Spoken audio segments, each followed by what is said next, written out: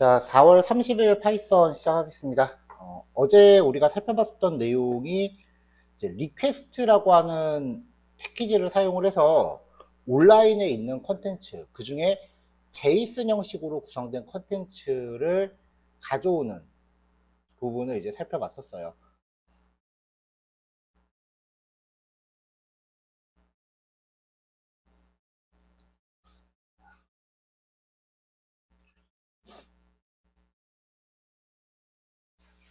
리퀘스트라고 하는 패키지를 통해서 첫 번째가 이제 접속 객체를 생성하는 거고요.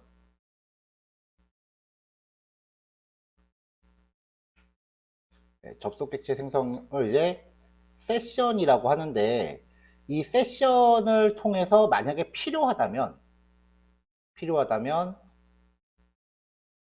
세션에 추가적인 헤더 정보 삽입이 가능하고요. 대표적인 예제가 그 연동할 때 필요한 인증 키값, 내가 그 적합한 절차로 이 컨텐츠를 요청할 수 있는 자격이 있다라는 거를 인증하기 위한 어떤 발급받은 문자를 전달해야 되는데, 그 문자를 헤더에 삽입해서 보내는 경우가 있어요. 인증키 전달. 카카오에이즈였죠. 그 다음에 이제 두 번째는 요청 URL을 구성을 해야 되는데, 이 URL을 구성하시는 단계에서는 전달해야 하는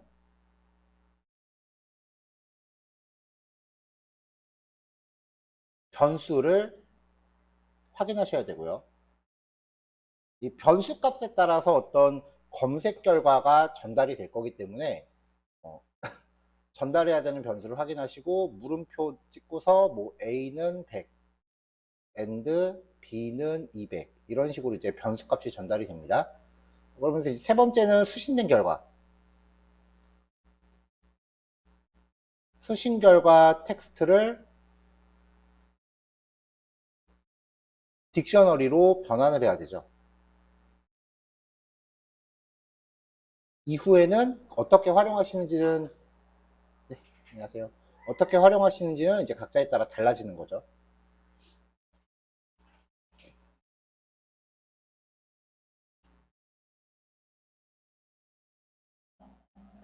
그래서 이제 어제는 우리가 이거를 그 엑셀로 저장해서 그냥 보관하는 그런 선에서만 이제 마무리를 했었고요.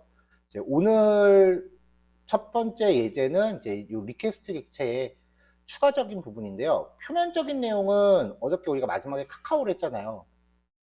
카카오랑 연동해서 검색 결과를 가져왔는데, 그 검색 결과 중에 이미지 검색이 있어요. 이미지 검색이라고 해서 그림이 바로 보이는 건 아니고, 그림을 열람할 수 있는 그 URL을 받아오거든요. 그 URL을 우리가 또 다운로드 처리하는 것도 했었죠. 그래서 그 URL을 직접 다운로드 받을 거예요. 그 과정에서 부가적인 헤더 정보가 또 처리가 돼야 돼요. 이 헤더 정보에 대한 부분을 그 이미지 검색해서 이제 다운로드, 이게 첫 번째고, 두 번째는 이제 헤더 정보를 확인하셔야 되는 거. 이게 이제 오늘 첫 번째 이제 포커스입니다.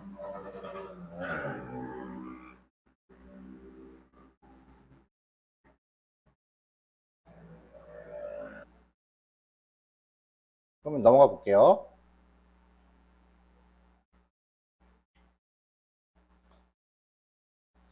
카카오의 이미지 검색하는 거는 어제랑 기본적으로 동일해요. 그러니까 어제 진행하셨던 그 마지막 결과를 활용하시면 되는데요. 이거는 실제로 예전 한 1, 2년 전쯤에 그 주말반 수업할 때 수강생분이 요청을 하셔서 만들었던 예제예요. 실제로 이제 패션 잡지 회사의 무슨 과장님이신가 그러셨는데, 거의 매일 아침마다 이제 잡지의 시를 그 트렌드에 맞는 이미지 검색을 하는데 자기 팀 전 직원이 오전을 다 보낸대요. 그거를 좀 어떻게 해결하고 싶다라고 틈 날 때마다 말씀을 하셔갖고 마지막 날 울먹여서 먹기를 해드렸어요. 자, 리퀘스트 모듈이랑 이제 제이슨 필요했고요. 여기서도 결과물은 이제 판다스로 저장을 할 텐데 사실 지금 UEG에서 판다스가 필요하진 않습니다. 그냥 어제 사용했었던 코드를 재사용하는 과정에서 그냥 패키지가 들어온 거예요.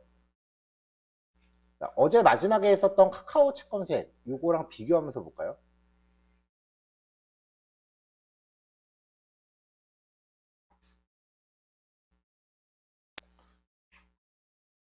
자, 어제 거랑 비교했을 때 임포트하는 패키지에 OS 패키지가 추가가 됐어요. 이 OS 패키지가 추가된 이유는 지금 진행한 게 목적이 다운로드라고 말씀드렸잖아요. 다운로드를 이 소스 파일하고 같은 폴더에 넣어버리면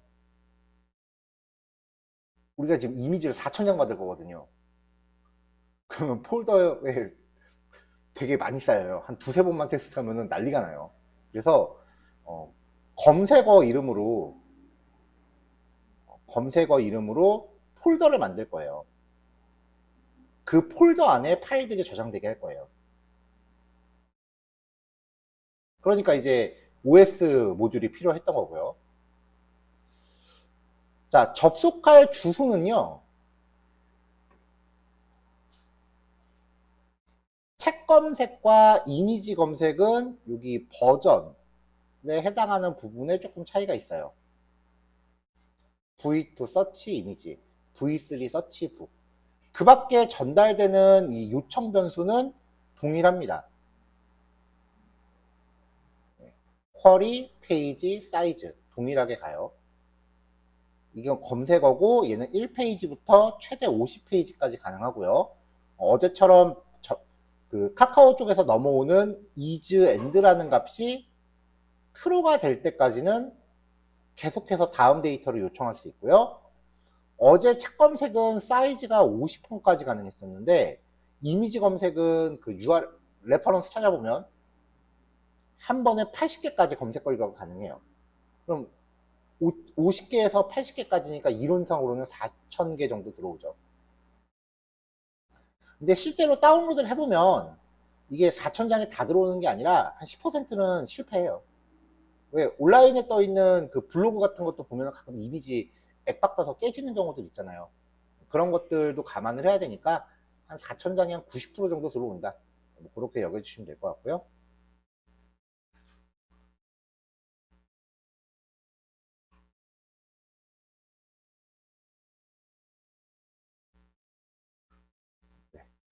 어제 카카오 책 검색할 때는 이 브라우저 버전 정보는 필요가 없었어요. 그렇죠? 네, 요건 필요가 없는데 오늘은 브라우저 버전 정보 값이 필요가 해요. 이것도 제가 톡방에다 올려드릴게요. 이 브라우저 버전 정보 값은 어제 제가 헤더라는 정보 설명드리면서 말씀을 드렸었는데 크롬 브라우저에서 F12키를 누르면은 개발자 도구라는 게 나오고요. 거기에서 네트워크라는 곳으로 들어가면은 이제 웹브라우저가 이 페이지를 열람하기 위해서 온라인에서 다운로드 받은 파일들이 쭉 나열이 돼요. 만약에 여기 밑에 아무것도 안 뜨면 새로 고침하시면 됩니다. 네트워크 탭입니다. 여기서 아무거나 선택하시고 헤더라는 곳의 정보를 확인하시면은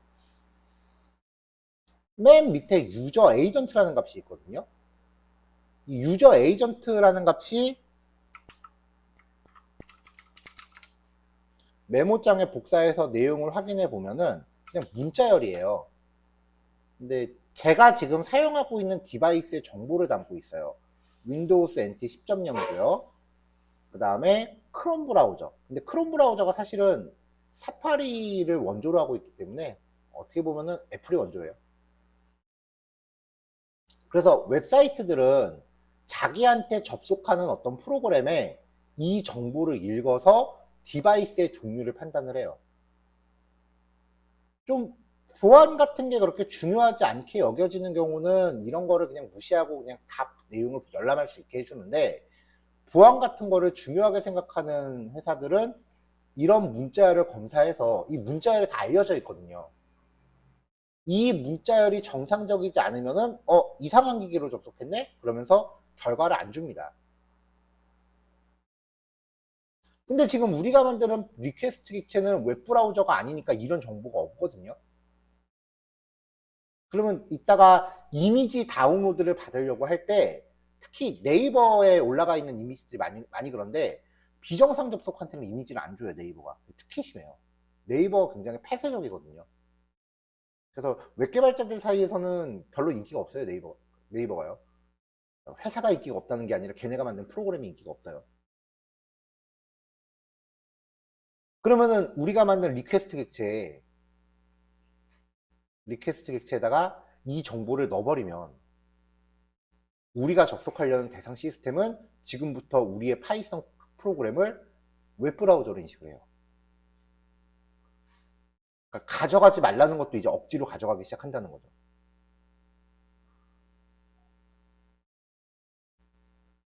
여기서부터 슬슬 합법에서는 조금 멀어지기 시작합니다.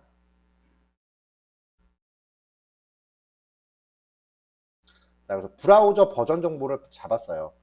오픈 API 자체는 연동하는데 그냥 이렇게 인증키만 접속 객체 만들고 요 헤더스에다가 이제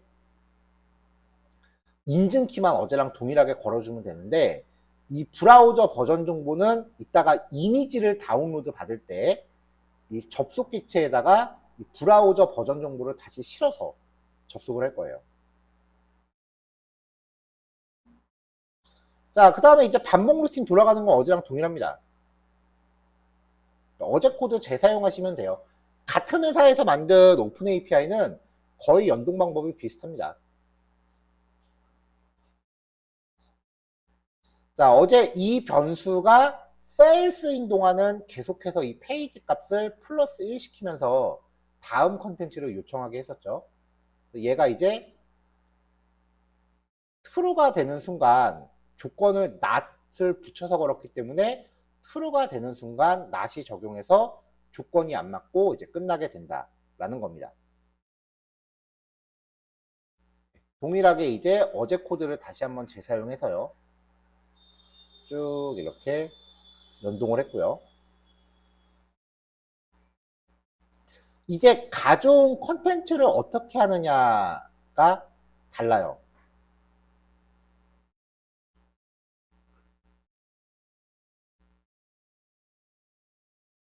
자, 어제는 카카오에서 받아온 데이터를 하나의 리스트에다가 병합시켜 가면서 얘를 최종적으로 엑셀로 저장하고 끝냈어요. 근데 오늘 이제 가져오는 데이터를 보면은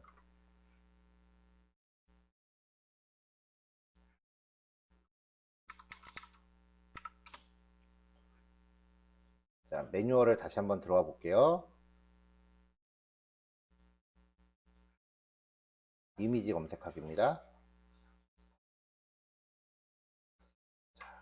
응답돼서 오는 결과를 보면은요. 이제 컬렉션이라고 하는 거는 이미지가 게시된 컨텐츠의 무슨 종류예요. 썸네일 URL하고 이미지 URL이란 두 가지의 값이 있는데 요거는 조금 이따가 직접 보시면 구별이 되실 거고요. width 8는 이미지 파일의 가로 세로 크기입니다. 별로 중요한 거 아니고요. 디스플레이 사이트는 출처, 독 URL이라고 하는 거는 문서에 그 이미지가 게시되어 있는 웹페이지 주소예요.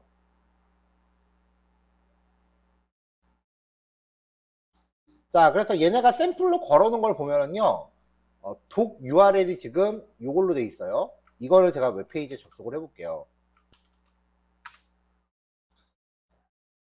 자, 한국경제TV라고 하는 뉴스 페이지네요. 이렇게 뜨고요. 이게 지금 원본 이미지예요. 원본 이미지는 이미지 URL이라는 곳에 들어가 보면은 확인이 됩니다. 자, 원본 이미지가 뜨죠. 근데 우리가 그 이미지 검색 같은 걸 해보면 검색 결과에 이미지가 요만하게 나오는 건 아니잖아요. 조그맣게 나오잖아요. 그래서 대부분의 사이트들이 그 목록 같은 거 표시할 때 사용할 용도로 원본 이미지의 축소판을 만들어요. 이걸 썸네일이라고 해요. 이 썸네일 이미지를 다운로드 받는 거는 어떠한 뭐 제재도 없어요. 이거는 그냥 아무렇지도 않게 우리가 다운로드 받을 수 있는데, 원본 이미지 다운로드 받을 때는 네이버는 거의 다 안 된다고 보시면 돼요. 정상적인 방법으로는.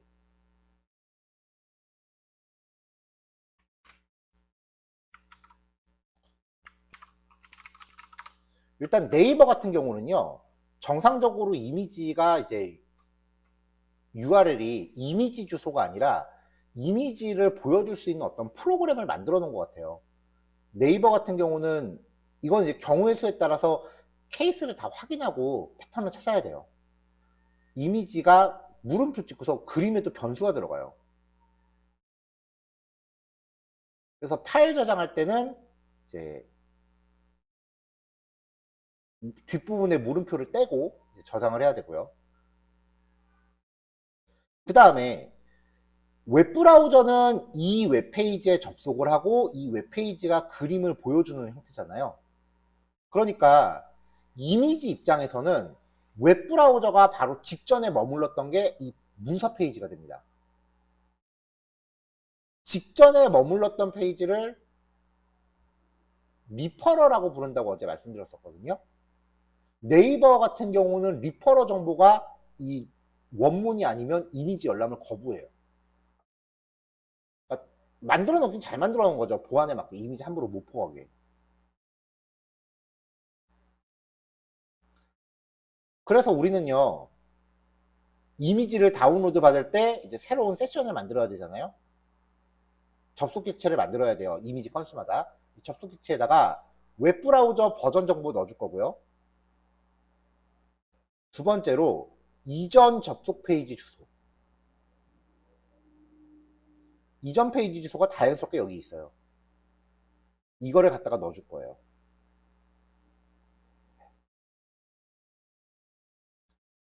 걔네들은 그림 함부로 못 퍼가게 하려고 이것저것 보완적인 걸 해놓은 건데, 이제 우리는 그걸 뚫기 위해서 각종 방법들을 동원하게 되는 겁니다. 사실 이쯤 되면은 정상적인 수집이라고 보기보다 일종의 해킹이라고 보시는 게 맞아요. 여기서 수집한 거를 절대 어디 업로드 하시지 마세요. 실제로 문제됐던 전례가 있습니다. 저 개인적으로도요. 그 얘기는 조금 이따 드리고. 자, 검색 결과가 떨어지면요, 그 검색어 이름으로 os.pass.exist, 만약에 여기 아까 봄 패션이라고 하면 이런 이름의 폴더가 있는지를 검색해요. 폴더가 없다면 mkdir 이 폴더를 만듭니다.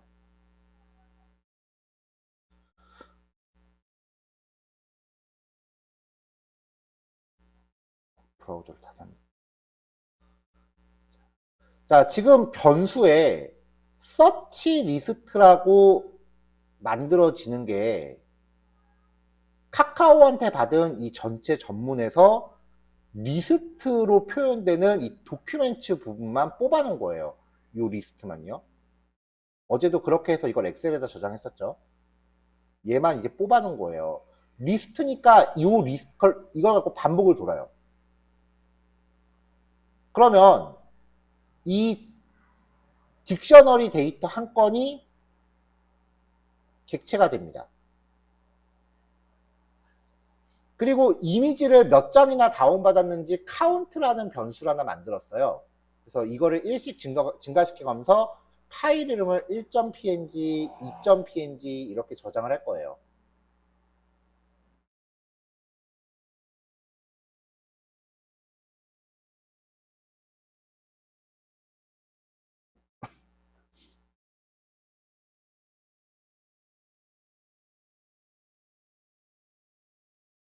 V가 요 딕셔너리 한 건이라고 말씀드렸으니까 여기에서 독 URL, 원본 페이지 주소, 그리고 이미지 URL, 원본 이미지 주소를 추출을 합니다. 제대로 출력했는지 프린트 한번 해봤고요.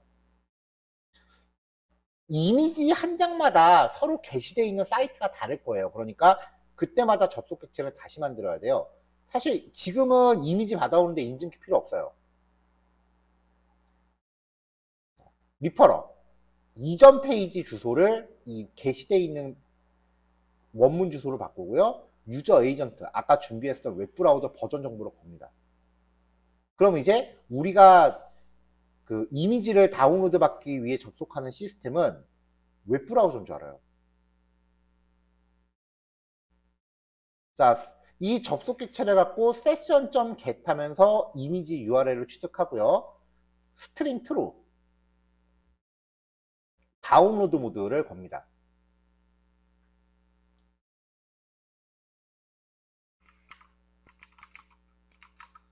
자, 그 다음에 이제 문법적으로 처음 소개해드리는 문법인데요. try except라고 하는 문법이에요. 예외 처리 문법이라고 하는데요.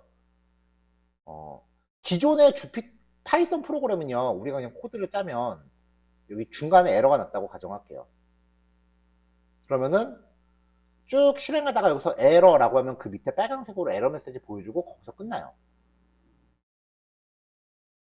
근데 주피터 같은 경우는 원래 그냥 전체를 실행한다는 개념이 아니라 내가 한 블록씩 끊어서 실행한다는 개념이기 때문에 여기 에러가 나면 그냥 여기 고치고 진행하면 되거든요. 근데 주피터가 아니라 그냥 전체가 통짜로 프로그램인 경우는 만약에 여기에 에러가 있다면은 쭉 실행하다가 에러를 만났을 때 거기서 프로그램이 뻗어요. 그래서 에러가 날 것으로 예상되는 상황. 예를 들면은 섹션.get 했는데 누가 뒤에서 랜선 확 뽑아버렸다. 그럼 이건 통신은 안 될 거 아니에요. 그런 좀 불가항력적인 에러 상황이 발생할 거를 예상되는 부분을 try라는 블록으로 묶습니다. 그리고 except라는 블록으로 밑에 블록을 하나 더 만들면은 여기를 진행하다가 여기서 에러가 났다. 그럼 뻗는 게 아니라 except를 띄워요. 그럼 여기서 에러의 후속 처리를 합니다. 대체로 여기서는 문제가 발생했으니까 다시 시도해라 뭐 그런 식으로 알림 메시지를 뿌리고 프로그램 자체가 다운되는 거는 막는 거예요. 근데 주피터에서는 이런 거를 할 이유가 별로 없었는데 지금은 약 4천여 장의 이미지를 다운로드 받기 위해서 반복을 돌리는 중이었거든요. 4,000장 받아야 되는데 만 3,200장 정도에서 에러가 났다. 그럼 나머지 800장 버리고 중단해야 돼요. 뻗으니까. 그래서 다운로드 받다가 만약에 3,200번째에서 멈추면 컨티뉴.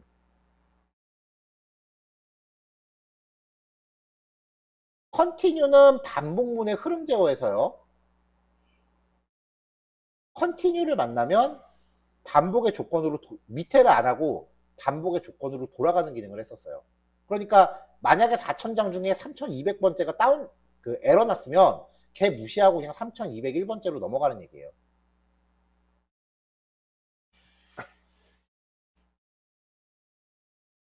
이게 만약에 우리가 지금 하는 게 자바 같은 전통적인 프로그래밍 언어였으면 예외 처리라는 거를 한 단어를 빼갖고 되게 깊게 다뤘을 텐데 파이썬은 이렇게 굉장히 하드코어스러운 반복문 처리가 아닌 이상은 예외 처리를 별로 쓸 일이 없더라고요. 주피터 안에서는 어차피. 그래서 요거는 제가 수업 때 따로 단원을 뽑지는 않았었습니다. 아마 오늘도 요거 말고는 앞으로도 별로 쓸 일 없으실 거예요. 반복문을 이렇게 무시무시하게 돌리는 일이 그렇게 자주 있지는 않아요.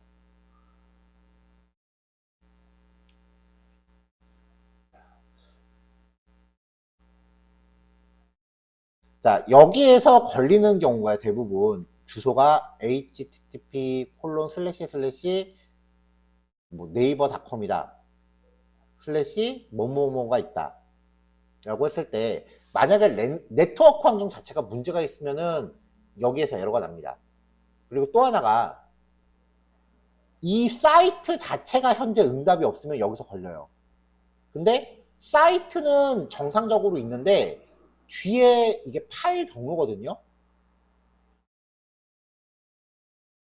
사이트 자체는 운영이 되고 있는데 거기에 있는 특정 이미지에만 문제가 있다라고 하면은 여기는 안 생겨요.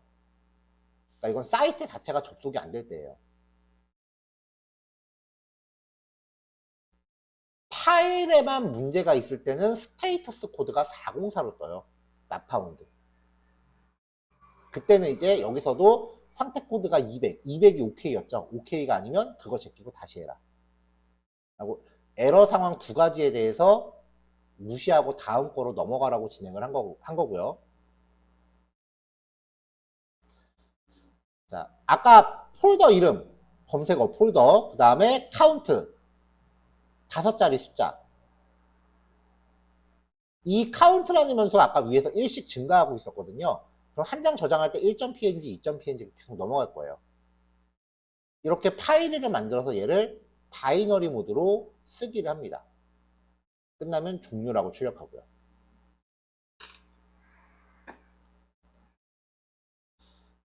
자, 얘를 진짜 실행을 하면요.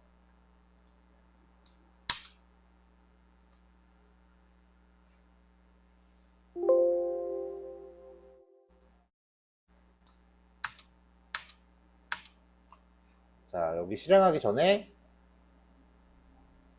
폴더를 이렇게 이제 소스 폴더 열어놓고요. 실행하겠습니다. 본 패션이라고 파일 폴더가 생겼고요.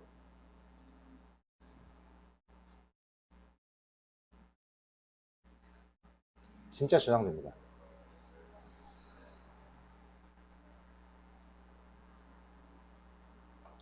근데 이런 류의 그 수집 프로그램을 만들 때 몇 번 시행착오가 걸치는 게 처음부터 모든 케이스를 다 예상하고 만들 수는 없거든요. 그러니까 이론적으로 4,000장 다운로드 되겠지라고 하면은 한참 돌다가 한 2,000 몇백 번째에서 에러 하나 틱 났다. 그럼 이제 그게 무슨 상황인지를 확인하고 그걸 수정해서 다시 반복을 처음부터 다시 돌려야 돼요. 만약에 그런 상황을 내가 꼭 고치고 넘어가야 된다라고 하면은 그래서 이 테스트를 몇 번을 그 실제로 작업하실 때는 몇 번을 다시 하셔야 될 각오가 있으셔야 되고요. 뭐 한두 개 정도 이미지 놓쳐도 상관없지 뭐. 그러면 그냥 넘어가시면 되고요. 그러니까 모든 상황을 다 예측할 수가 없어요. 이게 카카오하고 그 다음에 네이버에서만 가져오는 게 아니라 진짜 다음에서 본 패션이라고 검색하면 여기 이미지 검색에 나오는 요 그림들을 다 받아오는 거예요. 그대로 똑같이 있잖아요, 지금. 이게 얘네가 지네 카카오에서만 가져오진 않아요. 여러 가지 뉴스 사이트라던가 네이버에서 검색 결과도 가져오고, 여기 지금 뉴스에 있죠. 여러 군데에서 다 가져오는 거기 때문에, 그 분명히 예상하지 못한 예외 상황이 발생할 수 있어요. 그런 것들을 뭐 한두 개 정도는 어차피 나는 이미지를 어떻게든 모으는 게 목적이니까 그런 에러 정도는 그냥 무시하고 넘어가도 된다. 그렇게 생각하시는 것도 방법이고, 나는 에러가 없이 완벽하게 끝나길 원한다라고 하면은 그게 에러가 발생한 게 무슨 상황인지를 확인하신 다음에 거기에 대응하는 if 코드 같은 걸 넣으셔야 되고요. 데이터 수집이라고 하는 게 파이썬을 수업하다 보면은 가장 많은 분들이 관심 있어 하시는 게 이제 크롤링 기술인데 노가다가 되게 심해요. 그나마 오픈 API는 양반이에요. 이거는 그래도 어느 정도는 허가해준 수집인데 요 다음 예제부터는 불법입니다. 대놓고 불법입니다. 그런 것들은 진짜 노가다가 심해요. 자, 일단 1교시 요것만 할게요. 요거 하나 완성해 보시고요. 그 다음에 진짜 그 크롤링 기술로 넘어갈게요. 신기하실 거예요. 자, 10시 15분이고요. 실습시간 30분 할애하겠습니다. 그러면은 45분. 네, 조금 쉬었다가 50분에 뵙죠.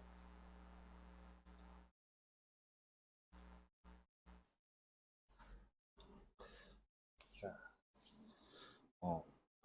어제 그 녹화 결과물을 집에 가서 좀 모니터링을 해봤는데, 그 어제 마이크를 처음 쓴 거다 보니까 그 제가 충전선을 꽂아놓은 상태로 이제 녹화를 했는데, 그 충전선 때문에 그 간섭이 일어났는지 계속 말을 안 하고 있을 때 삐 소리가 들어가더라고요. 그래서 어제 그거를 좀 확인해서 설정을 좀 찾아서 오늘 다시 1교시 수업 녹화하고 실습하시는 사이에 제가 테스트 해봤는데, 아직 사이렌이 지나가지 않아서 사이렌 소리까지는 확인을 못했고요. 일단 바깥에 차 소리는 녹음이 안 들어가요, 이제. 오늘부터는 그래도 음질이 조금 깨끗할 것 같아요. 근데 자세히 들으시면 제가 침 넘기는 소리가 들어가더라고요. 어쨌건 뭐 어저께 거는 녹화 음질이 조금 안 좋습니다. 오늘부터는 여태까지보다는 확실히 좋아지신 거 좀 확인되실 거예요.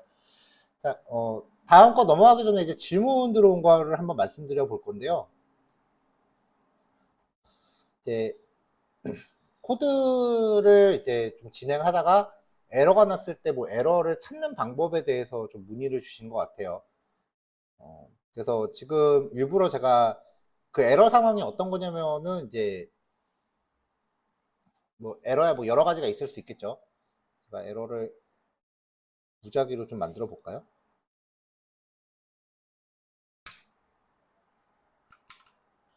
여기 없는 키를 갖다가 한 번 더 해봤고요. 키 이름에 오타를 냈고, 그 다음에 인증 키 값도 바꿔서 지금 접속조차도 안 될 거예요. 접속하면 이상한 게 나올 거예요. 일단은 우리 수업 기준은 지금 주피터기 때문에 주피터 기준으로 말씀을 드릴게요. 자, 여긴 정상적으로 실행이 돼요. 이것도 변수 만드는 거니까 정상적으로 실행이 돼요. 여기도 변수 만드는 거니까 실행에는 문제가 없어요. 자, 접속 객체도 만들고 나서 이제 접속하려고 그러면 에러가 날 거예요. 근데 여기서 이제 이 코드를 이제 전체를 실행할 때 만약에 이 코드를 한 블록에다 다 붙여놓고 한다고 쳐보죠. 분량이 많은 상황이라고 하셨으니까.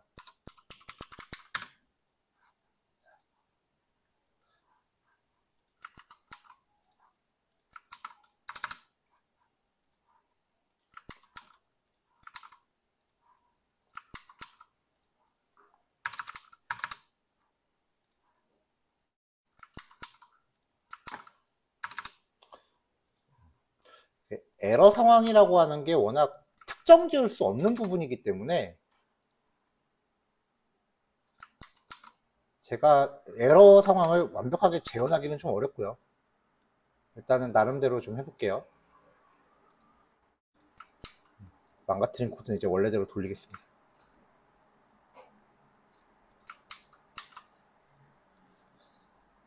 자, 지금 이 코드를 실행하면은 에러가 이제 두 가지가 내재되어 있는데요.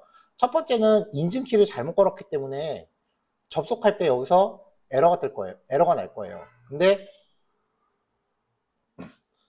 파이썬 입장에서는 어찌됐건 카카오로부터 데이터를 받아오는 게 목적인 코드이기 때문에 카카오에서 나한테 전달한 정보가 올바르지 않기 때문에 나는 데이터를 줄 수 없다 라는 식으로 결과를 줘도 파이썬 자체는 그게 에러가 아니에요. 얘네가 인정하는 에러기 때문에 파이썬 자체는 뭔가 받아오긴 한 거예요. 어쨌건. 그래서 이렇게 별도로 에러를 검증하는 코드를 넣지 않으면은 밑에서 감당이 안 돼요. 이거는 이제 상대 쪽에서 데이터를 제대로 줬는지를 감정하기 위한 코드예요. 그래서 네트워크를 타면 항상 이 스테이터스 코드를 판단하는 기능이 반드시 들어가야 됩니다. 자, 일단 여기서 한꺼번에 실행을 해버리면은 중간에 이렇게 에러가 떠요. 그 원인인즉슨 지금 접속했을 때 카카오 쪽에서 제가 인증키를 일단 무작위로 바꿨어요. 그래서 스테이터스 코드가 401번이 떴다라는 거예요. 일단은 얘가 제대로 그 동작하고 있다라는 걸 확인하기 위해서는 스테이터스 값을 항상 확인을 하셔야 돼요.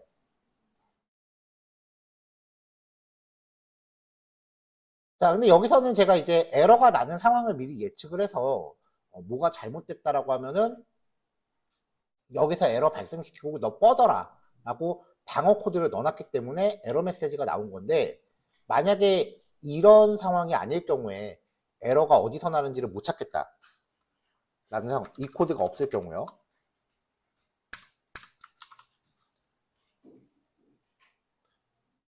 그러면은 엉뚱한 데서 에러가 나요. 아까 제가 상태 코드 검증하는 코드를 빼버렸잖아요. 상태 코드 검증하는 걸 대부분 그거 안 넣는 분들 많으세요. 왜냐면은 상태 코드를 점검한다는 것 자체가 웹 프로그래밍 경험이 없으면 상상을 못하는 일이에요. 그래서 그냥 이렇게 하면 가져오겠지라고 했을 때 파이썬 입장에서는 잘못된 거를 가져와도 갖고 오긴 한 거기 때문에 그냥 지나간다고요. 그러면은 여기서는 문제가 안 되고 그거를 처리하려는 위치에서 애시당초 잘못된 걸 가져왔으니까 여기서 에러가 나요. 그러면 이제 에러 메시지를 봤을 때는 여기가 잘못됐대네. 이거 오타구나. 그래서 도큐멘트라고 고친단 말이에요. 그래도 에러는 계속 나요. 왜냐? 지금 애시당초 잘못된 결과를 가져온 거거든요. 자, 지금 보여드리는 거는 주피터에서만 가능한 일입니다. 주피터 오른쪽에 보시면 여기 위에 블록들이 있어요. 조그만 버튼들이 있죠. 여기서 첫 번째 버튼을 누르시면요, 라인별로 실행이라는 기능이 있어요. 한 줄씩 실행합니다. 그럼 거기서 멈춰요. 이제부터 F10을 누르시면은 하나씩 들어갑니다. 근데 지금 이 상태에서도 사실 별로 도움은 안 돼요. 그래서 가볼게요. session.get. 그럼 어차피 잘못된 결과를 가져오긴 하니까 파이썬 입장에서는 뭐라도 갖고 왔으니까 파이썬은 에러가 아니에요. 그리고 이 상황에서 지가 갖고 온 게 잘못됐다라는 것도 인식을 못해요. 갖고 온 거를 활용하려고 그러면은 나는 당연히 제대로 갖고 왔다고 생각하고 코딩을 했는데 애당초 잘못된 걸 갖고 왔으니까 여기서 에러가 난다고요. 그럼 이걸 어떻게 하느냐? 컨트롤 시프트 P 누르시면 명령창 나오죠? 여기서 주피터로 검색하시면요, 주피터로 진행되는 기능 중에 라인별 실행, 여기도 명령어 있고요, 변수 보기 열기라는 게 있어요. 이걸 누르시면은 화면 하단에 다시 시작할게요. 지금 제가 했던 게 있어요. 처음에는 이렇게 아무것도 없는데요, 이 상태를 켜놓으면은 실행했을 때 주피터가 만들어내는 모든 변수가 여기 기록이 남습니다. 자, 이걸 보면서 다시 가는 거죠. F10 누를 때마다 한 줄씩 넘어갑니다. 자, URL FMT 변수 하나 만들었어요. 옆에 보시면 이제 쭉 확장하시면 전체 값 나오고요. 그 다음에 또 다음 줄 변수가 하나씩 생성되는 게 보이죠?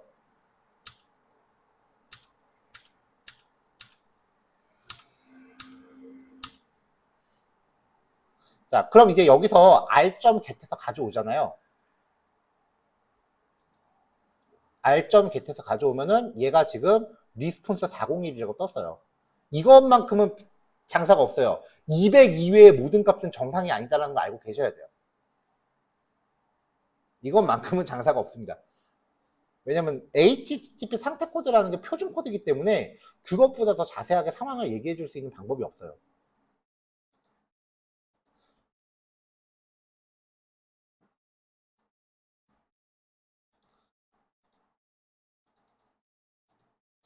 자, 그럼 이제 이렇게 결과가 떴으니까 이걸 보고 잘못 가져왔네? 뭐지? 라고 하면서 이제 여기서부터 팔 수 있는 거죠.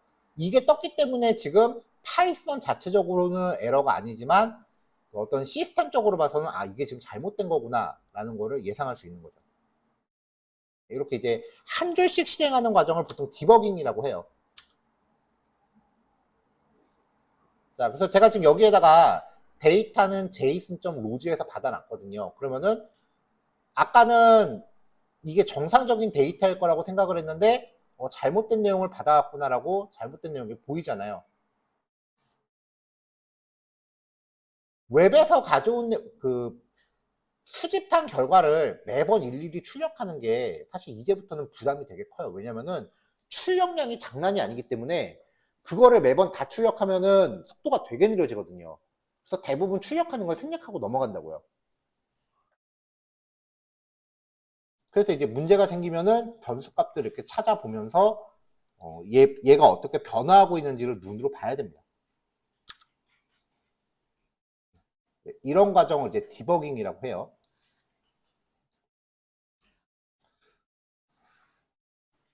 주피터 같은 경우는 여기 코드 한 줄씩 실행 요거 누르시면 되고요. 만약에 생 파이썬 코드로 만들어졌다.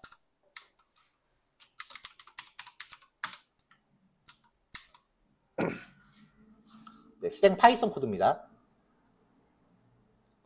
이거를 터미널에서 실행할 때는 터미널에서 명령어로 직접 실행할 때는 디버깅 방법이 전혀 없어요. 디버깅은 반드시 개발 도구의 그 전용 기능이기 때문에 어떤 식으로든 개발 도구 쓰셔야 돼요. 자, 비주얼 스튜디오 코드 기준으로요. 일반 모든 프로그래밍 언어, 주피터가 약간 특이한 케이스고요. F5키가 디버깅입니다. 근데 그냥 여기서 F5키 누르면은 터미널로 그냥 한 번에 다 실행해요.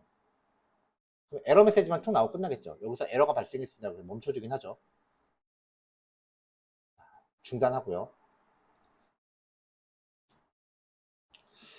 그러면 이제 에러가 날 거다라고 예상되는 구간에서 변수 대입하는 데서 에러는 안 날 거 아니에요. 그러니까 최소한 요쯤부터 라인 넘버 옆에 보시면 빨간 점이 있는데 얘를 누르시면 돼요.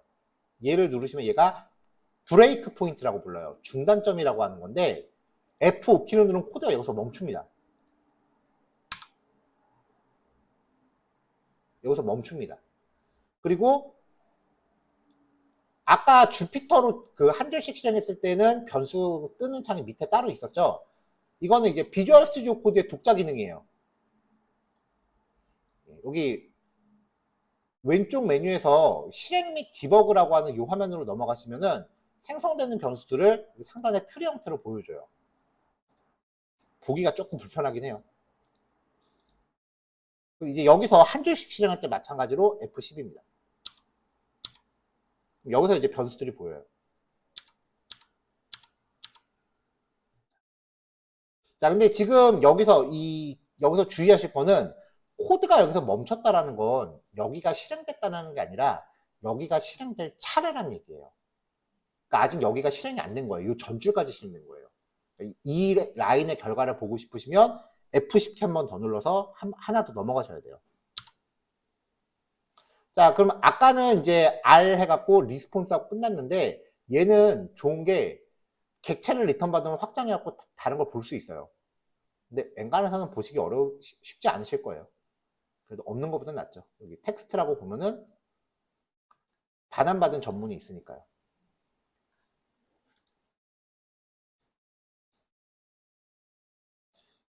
그 질문 주셨던 케이스는 그 500번대 에러가 떴다라는 거는 이후에 어찌됐건 그 모듈 내부적으로 리퀘스트 모듈을 써갖고 어딘가에 접속을 했다라는 거고요.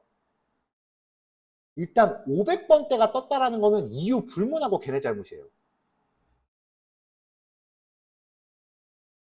근데 대부분 그런 경우에는 개발팀이 어떻게든 잘못을 상대방한테 뒤집어 씌워요. 왜냐하면 자기네 일하기 싫으니까. 어지간하게 크리티컬하지 않은 게 아니면 안 고쳐줄 거예요. 그럼 이제 그 에러를 회피할 수 있는 방법을 찾으셔야 되는데 이렇게 코드 한 줄씩 진행하면서 뭐가 잘못됐는지 찾으시면 될 겁니다. 그래도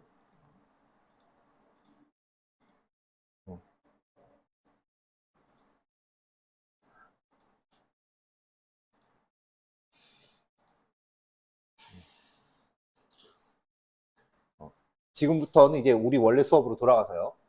원래 이제 보통 이런 이야기를 요 시점에서 해드리는데 그래도 말씀하신 회사 개발팀은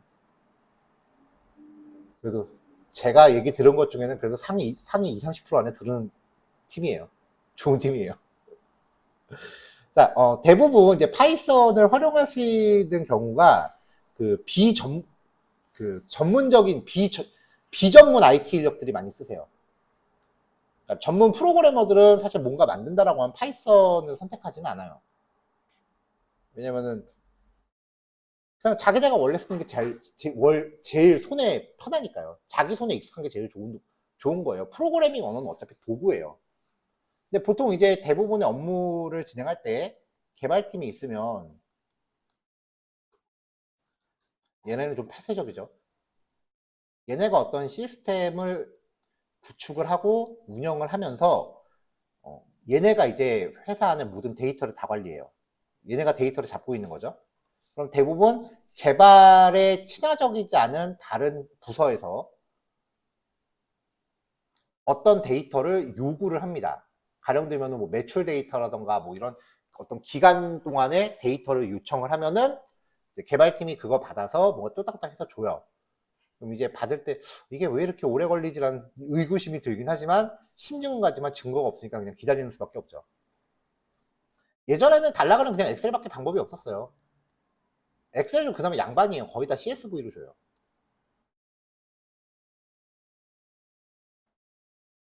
이렇게 그 정적인 파일로 자료를 요청하고 받아야 되는 경우는 기간이 걸려요. 업무 요청하고 회신 받을 때까지 며칠은 기다려야 되는 일이 생겨요. 이게 이제 전통적인 그 단계고요. 이것도 해주기 싫다고 막 온갖 사유를 들이면서 다 그 회피하는 경우는 진짜 답이 없고요. 일을 되게 열심히 하는 개발팀 같은 경우는 이런 것도 사실 정적 파일 만들어주는 것 자체가 귀찮아서 그런 거긴 하지만 이 회사 자체적으로 우리가 연동한 것 같은 오픈 API 사실 오픈은 아니죠. 회사 내부 데이터니까 보통 이제 그냥 API라고 부르거나 RESTful이라고 부를 거예요. RESTful 맥락은 같아요. 그러니까 뭔가 온라인으로 접속을 해서 리퀘스트 모듈 같은 HTTP 방식으로 접속을 해서 제이슨 약간 올드한 팀은 XML이라는 포맷이 있기는 해요. 거의 안 쓸 거예요 아마. 제이슨으로 결과를 내려주는 뭔가 시스템을 만들어 놓고 거기에 대한 연동 매뉴얼을 줄 겁니다. 자, 매뉴얼 드릴 테니까 보고 알아서 연동하세요. 사실 개발팀이 할 수 있는 건 여기까지예요. 근데 그 말씀해 주신 케이스는 매뉴얼 주고 알아서 만들어라 까지도 아니고 이거 연동할 수 있는 모듈을 만들어서 드린 것 같아요. 이 정도면은 진짜 제가 본 개발팀들 중에서 일 진짜 많이 하는 회사예요. 칭찬해 주셔도 될 것 같아요. 그래서 데이터를 받는 게 이런 건데 사실 이렇게 만들어주는 케이스가 거의 없어요.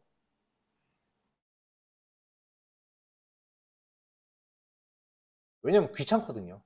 만들기. 이거 만들려고 이제 몇 달 또 프로젝트 들어야 돼 귀찮거든요. 그리고 이거 CSV로 데이터 뽑아내는 거 사실 5분, 10분이면 되는 일인데 이거 핑계로 며칠 동안 띵까띵까 놓을 수 있거든요. 이거 명령어 하나 내리면 나와요, 파일. 사람이 맨날 내리기 귀찮아서 그렇지. 제일 최악의 팀이 뭐냐면요. 데이터베이스를 열어갖고 직접 가져가라고 하는 게 데이터베이스 접속을 직접 열어주는 경우예요. 그냥 여기 들어가서 가져가세요 라고 데이터베이스 접속 정보 자체를 알려줘요. 제정신이 아닌 거예요. 어디 회사가 어느 정신없는 개발팀이 보안 절차 다 무시하고 아무리 그 IT 인력한테 데이터베이스를 직접 연다? 맞아야 돼요. 그게. 아니 이거 내부 네트워크이기 때문에 어차피 외부에서 접속 못해요. 상관없습니다. 여기에 있는 사람이 뭔가 그 스파이웨어 같은 거 걸리면은 이 루트로 데이터 다 털립니다. 혹시 그 제가 최근에 완결을 봤는데 우영우 마지막에 보셨어요? 그 우영우 마지막에 보면은 그 IT 회사가 고객 정보 털린 케이스인데 그게 지금 말씀드린 케이스예요. 서버 관리자 컴퓨터가 털려서 이렇게 접속이 다 들어간 거거든요. 근데 꽤 많은 회사들이 그렇게 해요 지금. 이게 방법도 개발팀 입장에서 그냥 네트워크 방화벽 하나 열어주면 되는 거니까 되게 편한데, 연동하는 입장에서 쉽지 않은 게, 이 데이터라는 거에 직접 액세스를 하려면은 SQL이라고 하는 언어를 또 다뤄야 돼요. 이거 배우는데도 또 한두 달 걸려요.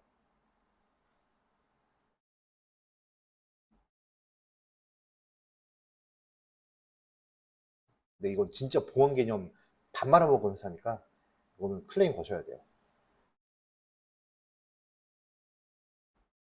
근데 제 입장에서는, 강의를 하는 제 입장에서는, 예전에는 프로그래밍을 공부하시던 분들만 SQL이라는 과목을 다뤘었는데, 요즘 비전문 IT 인력들이 SQL을 배우러 학원을 많이 오세요. 덕분에 최근 2, 3년 동안 짭짤했어요. 그러면서 속으로는 이게 정상적인 상황은 아닌데예요. 가장 대표적인 케이스가 모 은행은 신입사원 교육에 SQL이 항상 들어가요. 그 출강 돈 잘 주거든요. 근데 제가 왜 여기서 이 사람들한테 이걸 가르치는지 모르겠어요. 이걸 배울 사람들이 아닌데.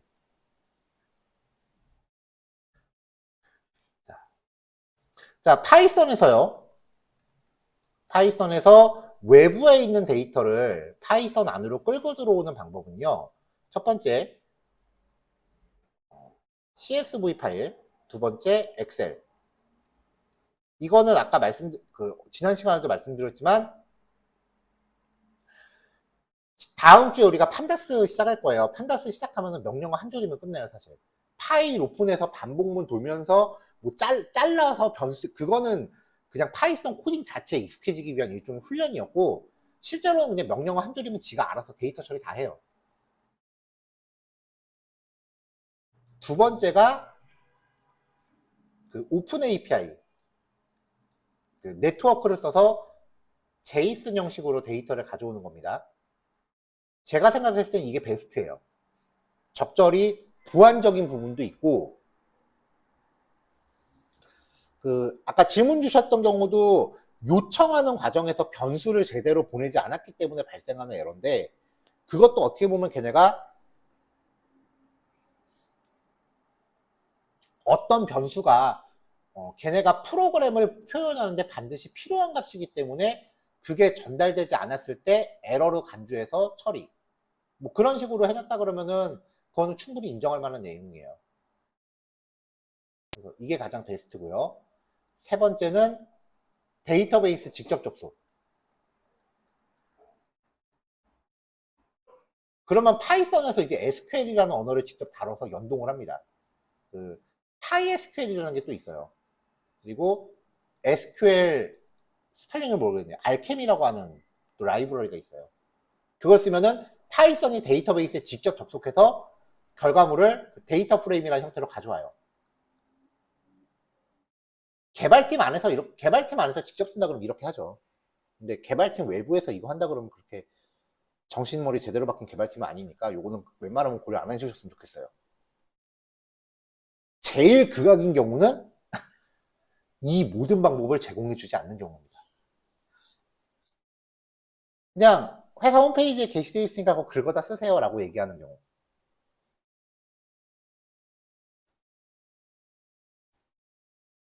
그럴 때 대부분의 개발팀이 하는 얘기는 불가능합니다예요.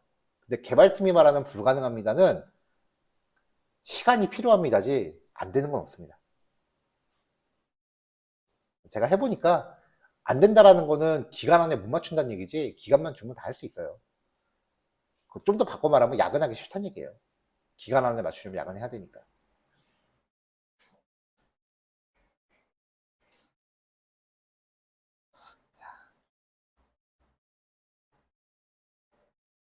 그래서 이제 네 번째 케이스가 웹사이트에서 직접 콘텐츠를 가져오는 건데요. 이거를 우리는 단 페이지에서 가져온다. 한 페이지에서만 가져온다. 그럼 스크래핑이라고 하고요. 스크래핑. 왜 우리 신문기사 스크랩한다 그러잖아요. 그 다음에 여기서 파생된 콘텐츠, 여기서 파생된 각종 링크를 타고 들어가서 하위 페이지의 콘텐츠를 가져온다라고 하면은 그때는 크롤링이라고 해요. 근데 범위가 크롤링이 더 넓은 거다 보니까 보통 스크래핑하고 크롤링을 구별 안 하고 얘기하긴 합니다. 자, 지금 말씀드린 것처럼 우리 회사 홈페이지 제가 가져오는 거다. 내가 쓰려고 가져오는 거다. 라고 하면은 그건 뭐 법적으로 문제될 이유가 없겠죠. 그래서 사실 지금 오늘 이 수업을 녹화를 하는 것 자체가 제가 맞나 싶어요. 왜냐면 제가 만든 사이트를 할 게 아니기 때문에.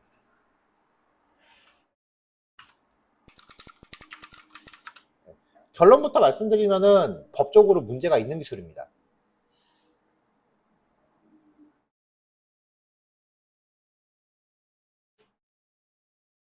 그래서 이게 또 좀 애매해요, 기준이. 근데 문제는 이게 그 업무방해죄라고 하는데 이거보다 더 크게 걸리면은 저작권법에 걸리는 경우가 있어요. 제가 알기로 저작권이 민사가 아니고 형사거든요. 엄청 일 커집니다. 그럼에도 불구하고 파이썬에서 가장 많이 요구하시는 스킬이 크롤링이에요.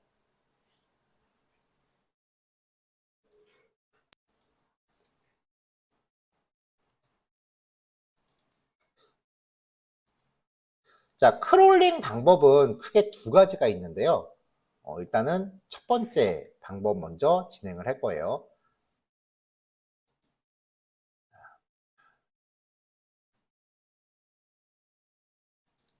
리퀘스트 객체를 처음 소개해드렸던 첫 번째 예제에서 이 파일 자체를 그냥 멀쩡한 웹페이지 주소를 걸면은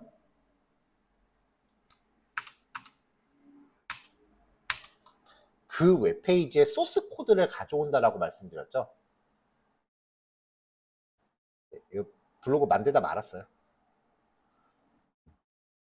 그럼 이제 우리는 이 소스 코드 안에서 그 우리가 원하는 단어들을 뽑아내는 작업을 해줘야 되는데 그 작업을 처리해주는 라이브러리가 그 뷰티풀 솝이라고 하는 패키지 안에 있는 클래스예요. 그래서 일단 오늘 예제는 요거를 먼저 까셔야 됩니다.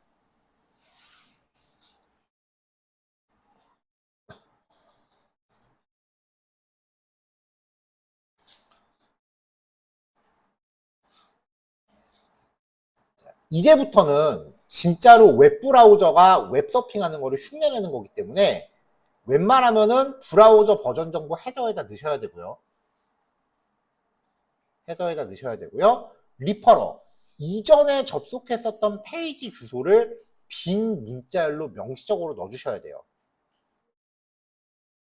이게 이전에 접속했던 페이지가 명시적으로 빈칸이면은 여기에 이제 웹브라우저의 주소를 직접 입력했다고 간주를 해요. 그러니까 불법 프로그램이 수집을 하는 게 아니라 사용자가 주소를 직접 입력했다고 간주를 해요. 그러니까 이거는 심증원 가는데 물증이 없으니까 못 막는 케이스예요.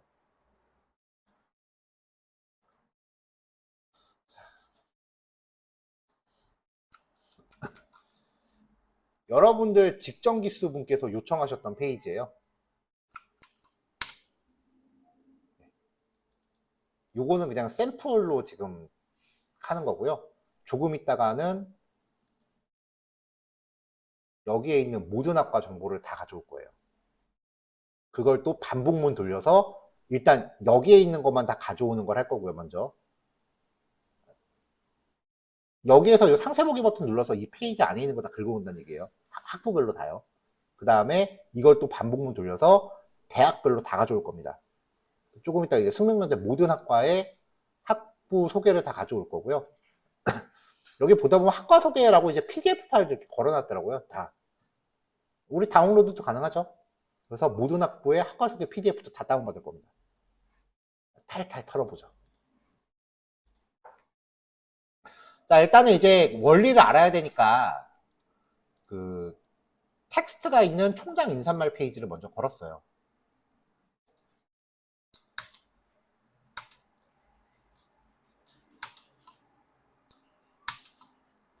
세션.get 해갖고 가져오겠습니다. 여기까지는 똑같아요.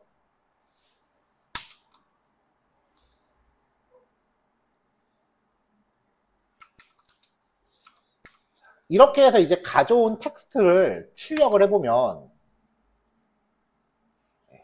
얘네는 앞에 공백이 되게 많아요. 앞에 빈줄이 되게 많아요. 웹페이지 코드가 좀 지저분하더라고요. 뭔가 가져오긴 했어요. 근데 여기서 총장 인사말을 내가 뽑아내기라 함은 만만치 않은 작업이에요. 일단 알 수 없는 코드들이 되게 많죠.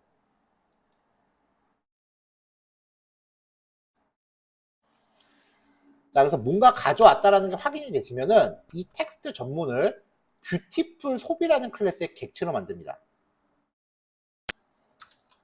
그러면 얘가 조금 정리정돈을 해요.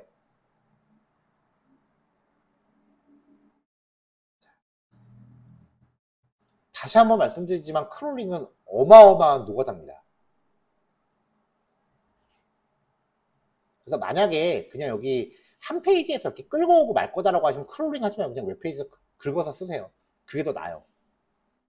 아까처럼 비슷하게 생긴 페이지 여러 개를 돌아다니면서 해야 된다. 그럴 때는 만드셔도 되는데 그냥 한 페이지에서 긁어서 정리해야 된다. 그럼 그냥 수작업 하시는 게 낫습니다. 왜냐면은 지금부터 이제 원하는 부분을 추출하는 방법을 말씀을 드릴 건데 이거 자체가 일전에 말씀드렸던 그 HTML 플러스 CSS라고 하는 웹페이지 자체를 디자인하는 언어를 모르시는 상태에서는 시행착오가 되게 많으실 거예요.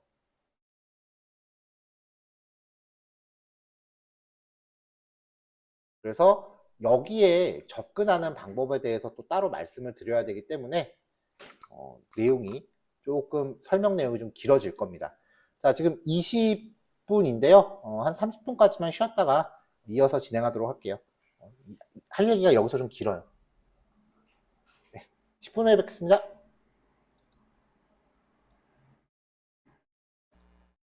넘어가겠습니다.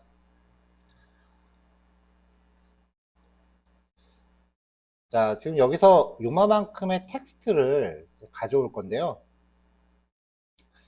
가져오고자 하는 페이지에 대한 분석이 먼저 필요해요. 일단은 크롬 브라우저에서요. F12키를 누르시면은 개발자 도구가 뜨는데요. 이 개발자 도구를 열어놓으신 상태에서 상단에 제일 왼쪽 아이콘을 누르신 상태로요. 얘를 눌러놓으신 상태에서 이제 화면에다가 마우스를 올리시면은 이제 영역을 이렇게 고를 수가 있어요. 여기서 이제 내가 뭔가 내용을 가져오고자 하는 부분을 찍으시면 그 부분의 코드가 이렇게 선택이 됩니다.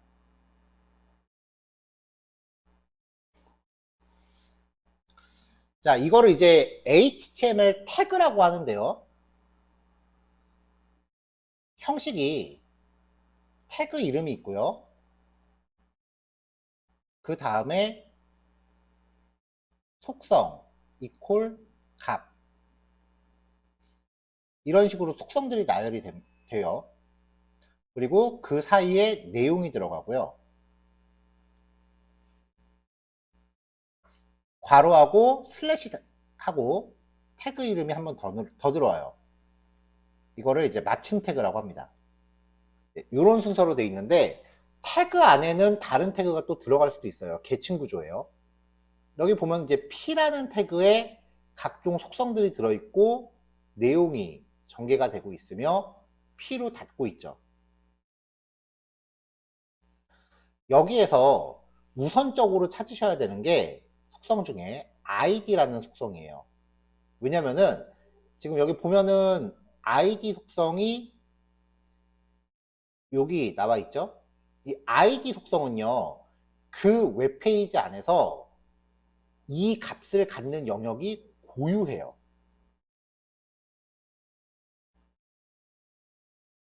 근데 지금 여기서 이 ID 속성을 가져오면은 이마만큼의 영역을 다 가져와 버리기 때문에 내가 원하지 않는 부분이 포함되어 있을 수도 있어요. 그래서 ID 속성이 있거나 아니면은 차선책이 클래스 속성이에요. 클래스 속성은 디자인 특성을 표현하는 기능이기 때문에 비슷한 디자인을 갖는 영역은 값이 똑같은 게 여러 개 있을 수 있어요. 그래서 얘는 복수 영역일 가능성이 있어요.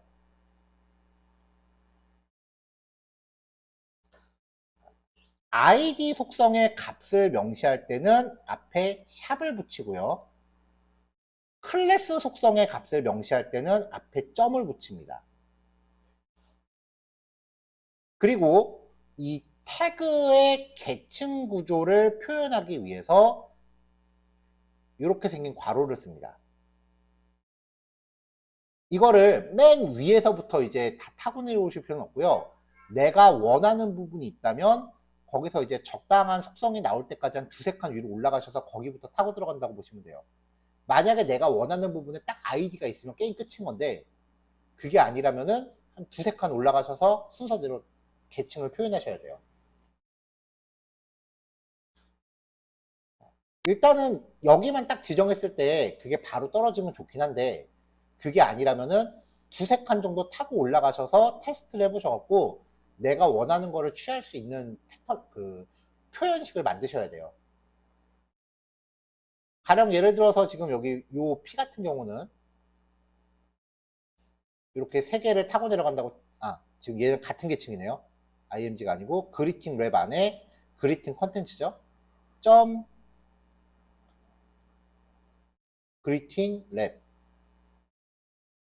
안에 점 그리팅 컨텐츠 그 안에 이 P태그 같은 경우는 지금 적당한 값이 없거든요. 아이디나 클래스가 없으면 사실 다른 것들은 영역을 지정하는 데 쓰기엔 좀 무리가 있어요. 그럼 이제 태그 이름으로 접근하시면 돼요. 그 안에 P.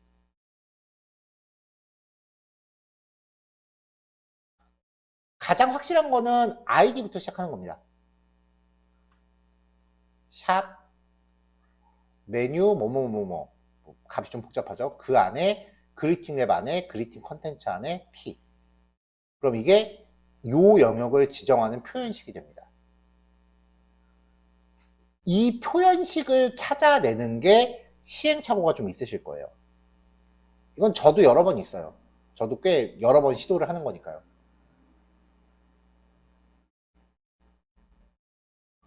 그리고 이 크롤링 코드의 약점이요. 이거는 지금 이 사이트 디자인을 표현하는 코드예요. 그래서 사이트 디자인이 바뀌면 만들어놨던 크롤링 코드는 무용지물이 돼요.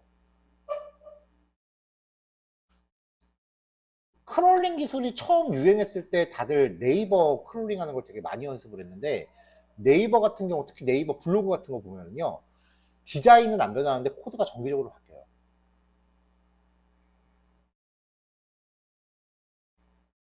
그래서 제일 만만했던 게 저거였거든요. 그 네이버 실시간 검색어 순위 크롤링이 오는 거였는데 하도 많이 하니까 그래서 서비스를 없앴나 싶어요.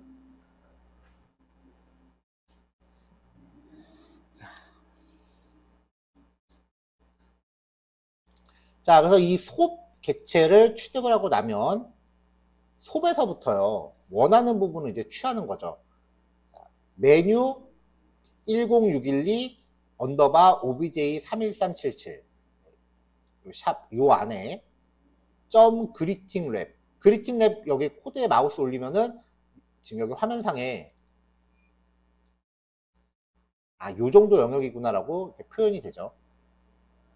그 안에 그리팅 컨텐츠 안에 그리팅 컨텐츠 이렇게 영역이 산정이 됩니다. 그 안에 P라고 하면은 그리팅 컨텐츠 안에 P 그러면 요 제목 그 다음에 P 빈줄 2개 들어있네요. 자 그럼 이제 요 3개를 가져올 거예요. 지금 이 표현식에 걸맞는 부분이 3군데예요. 하나 둘 셋 빈줄까지요. 하나 둘 셋 하나 둘 셋 이게 이 표현식에 맞는 부분입니다. 이게 지금 웹페이지 전체 코드죠. 웹페이지 풀 소스예요. 거기에서 내가 원하는 부분만 취하는 겁니다. 그러면 이 select라는 함수의 리턴 값은요, 만약에 이 표현식이 잘못됐다면은 반환되는 게 없을 거예요. 근데 이 표현식에 맞다면 이거는 꼭 기억하세요. select 함수의 리턴은 항상 리스트입니다. 리스트 객체를 반환해요. 이 표현식에 들어맞는 게 딱 하나만 있을지언정 그래도 리스트를 반환합니다. 대신에 원소가 한 개겠죠.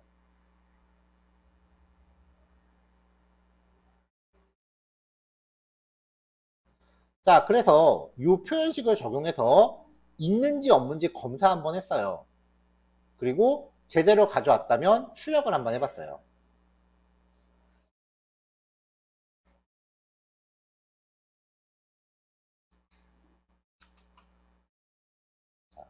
원하는 부분이 이렇게 원하는 부분이 쭉 들어왔고요. 그리고 빈 공간도 있죠. 리스트 원소가 1개, 2개, 3개인 거거든요. 그럼 여기서 0번째 거 빼고는 필요 없잖아요.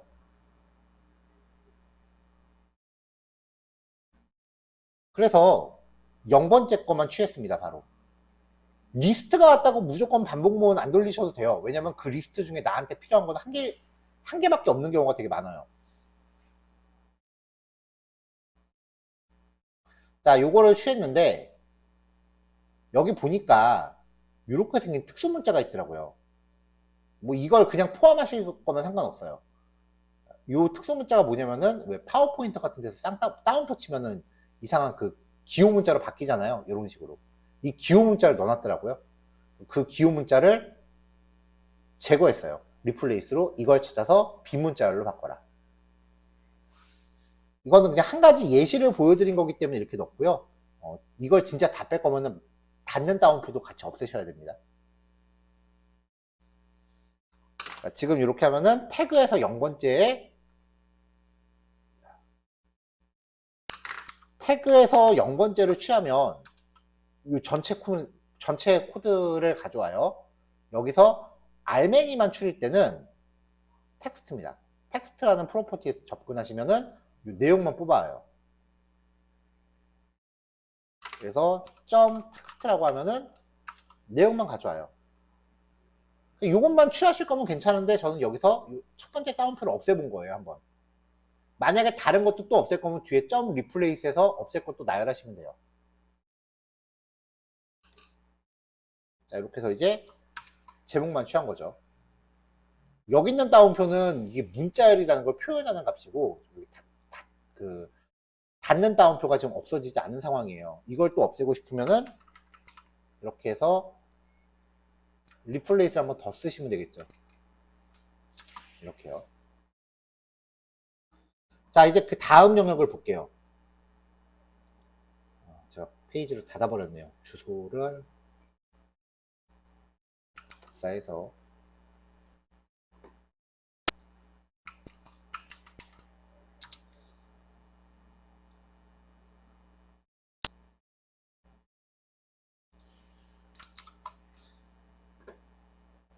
자, 제목을 취했고요. 그 다음 요소는 여기 요 서브 인사말, 요약 인사말 요겁니다. 자, 여기도 봤더니 이제 그리팅 컨텐츠라고 하는 영역 안에 그리팅 텍스트 안에 p 태그가 하나 있어요. 근데 그리팅 텍스트라고 해서 취했더니 여기 전체가 다 들어오더라고요. 다 들어오더라고요. 거기에 P, 그 다음 여기도 P, 문단별로 P로 나눠져 있습니다. 실제로 이 P라고 하는 태그가 패러그래프 줄임말이에요. 문단을 표현하는 거기 때문에 이걸 가져오면 다 얻을 수 있네요. 자, 그래서 이제 요 컨텐츠라고 하는 영역에 접근하기 위해서 아까처럼 다시 위에서부터 아이디가 메뉴 어쩌고저쩌고 영역 안에서 그리팅 랩 안에 그리팅 컨텐츠 안에 지금 그리팅 컨텐츠라고 접근하면은 제목까지 포함되어 있으니까 제목을 또 덜어내기 위해서 그리팅 텍스트 이 안에 있는 피드를 가져와라 라고 해서 가져오면은 셀렉트의 결과물을 항상 리스트라고 말씀드렸죠. 이번에는 저 조건에 맞는 게 이렇게 여러 개가 있어요. 여러 개가 있어요. 이 중에서 첫 번째 부분은 서브 타이틀이라는 변수로 따로 준비를 할 거고요. 그 다음에 나머지 거는 본문으로 따로 추릴 겁니다. 그래서 다시 한번 0번째 거를 뽑아서 특수문자 따옴표 없애고 서브 타이틀만 변수에다 넣었어요. 0번째 거만 취했고요. 자, 그럼 이제 이 리스트에서 나머지 거를 취해야 되는데 일단은 1번째 거부터 마지막에 이 두 줄은 필요 없을 것 같더라고요. 그럼 여기까지 취할 거예요. 그러면 1번째부터 마이너스 1, 마이너스 2 그 전까지 슬라이싱 했습니다. 자, 이걸 반복 돌리면은 이 아이템이 요거 하나, 둘, 셋, 넷, 다섯, 6개의 그 문단이 돼요. 그럼 반복 돌면서 텍스트만 뽑아서 줄바꿈 문자 한 2줄 넣고요. 빈 문자를 누적을 했어요. 그러면 본문만 뽑아옵니다. 이걸 어떻게 마무리는 져야 될 것 같아서 지금 여기서 그냥 텍스트 파일로 넣습니다. 그러면은 텍스트 파일이 생성이 되면서 아이고 이건 아니구나. 텍스트 파일이 생성되면 이런 게 생기죠.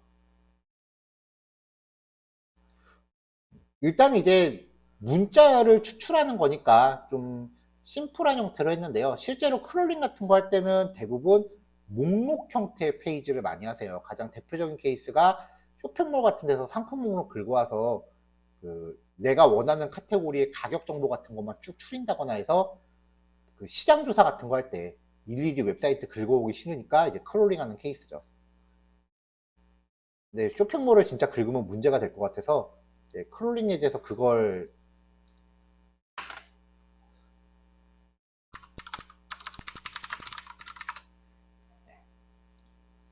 이제 예상을 해서 네이버 웹툰 페이지를 요일별로 다 긁어서 웹툰 제목하고 작가하고 별점 뭐 이런 정보들을 이제 긁어오는 거를 만들었거든요.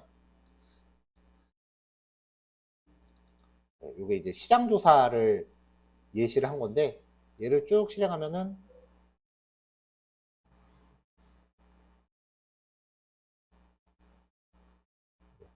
이게 실제로는 실행하면 되게 신기한 프로그램이에요. 이렇게 해서 이제 요일하고 제목, 그 다음에 별점 이런 것들을 취해서 이렇게 뽑아내는 거죠. 이제 보통 이제 목록형으로 돼 있는 컨텐츠를 수집을 해서 이런 식으로 담아놓고 이걸로 이제 뭔가 업무에 활용하는 이런 식의 프로그램 수집을 많이 하시는 편이에요. 요거까지 가기 위해서 하나하나 내용을 살펴보고 있는 중이고요. 자, 일단 요거 하나 먼저 해볼게요. 요거 하나 진행해 보시고 그 다음에 조금 쉬었다가 12시 반에 이어서 하겠습니다.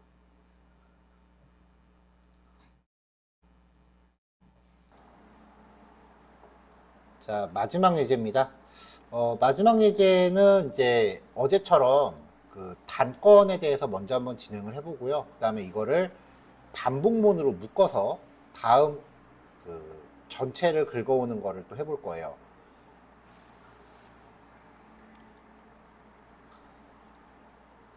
자, 여기 대학 페이지를 보면은 이제 대학별로 학부들이 이렇게 쭉 정리가 돼 있어요. 보통 대학 사이트들 보면 이거 다 따로따로 만들던데 여기는 꽤 신경 쓴 게 좀 보이더라고요. 학부별로 아이콘도 다 만들고요.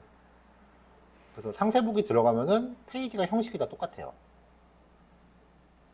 근데 여기 밑에 있는 요 컨텐츠는 학과별로 3개만 있는 데도 있고 2개만 있는 데도 있고 1개만 있는 데도 있고 조금 여기는 차이가 좀 있더라고요. 자, 그래서 일단은 이 페이지에 접근을 해서 여기 주소 보시면은 네, 여기 주소 동일하죠. 이 주소에 접근을 해서 이 페이지 코드를 가져오려고 합니다. 자, 접속 단계 동일하고요. 접속 객체 만든 거 동일하고요. 그 다음에 페이지 주소 페이지 가져와서 그 뷰티풀 속 객체로 만들었어요. 자, 전체 코드 이제 받아왔죠. 자, 그럼 이제 우리가 취할 거는 리스트예요. 가장 많이 하시는 케이스가 이제 어떤 목록형 컨텐츠일 텐데, 자, 컬리지 랩이라고 하는 부분에 이제 UL이라고 되어 있는데, 이 UL이라고 하는 게 unordered list라고 해서 순서 없는 목록을 뜻해요. 그 안에 들어가는 li란 단위가 리스트 아이템을 뜻해요. 그러니까 HTML 태그를 이해하면 사실 구조 파악이 되게 쉬워요. 그래서 요 li 단위로 취하면 되겠다라는 생각이 들었어요. 이 안에 보면은 이제 퀄리지 리스트라고 하는 단위가 또 있네요.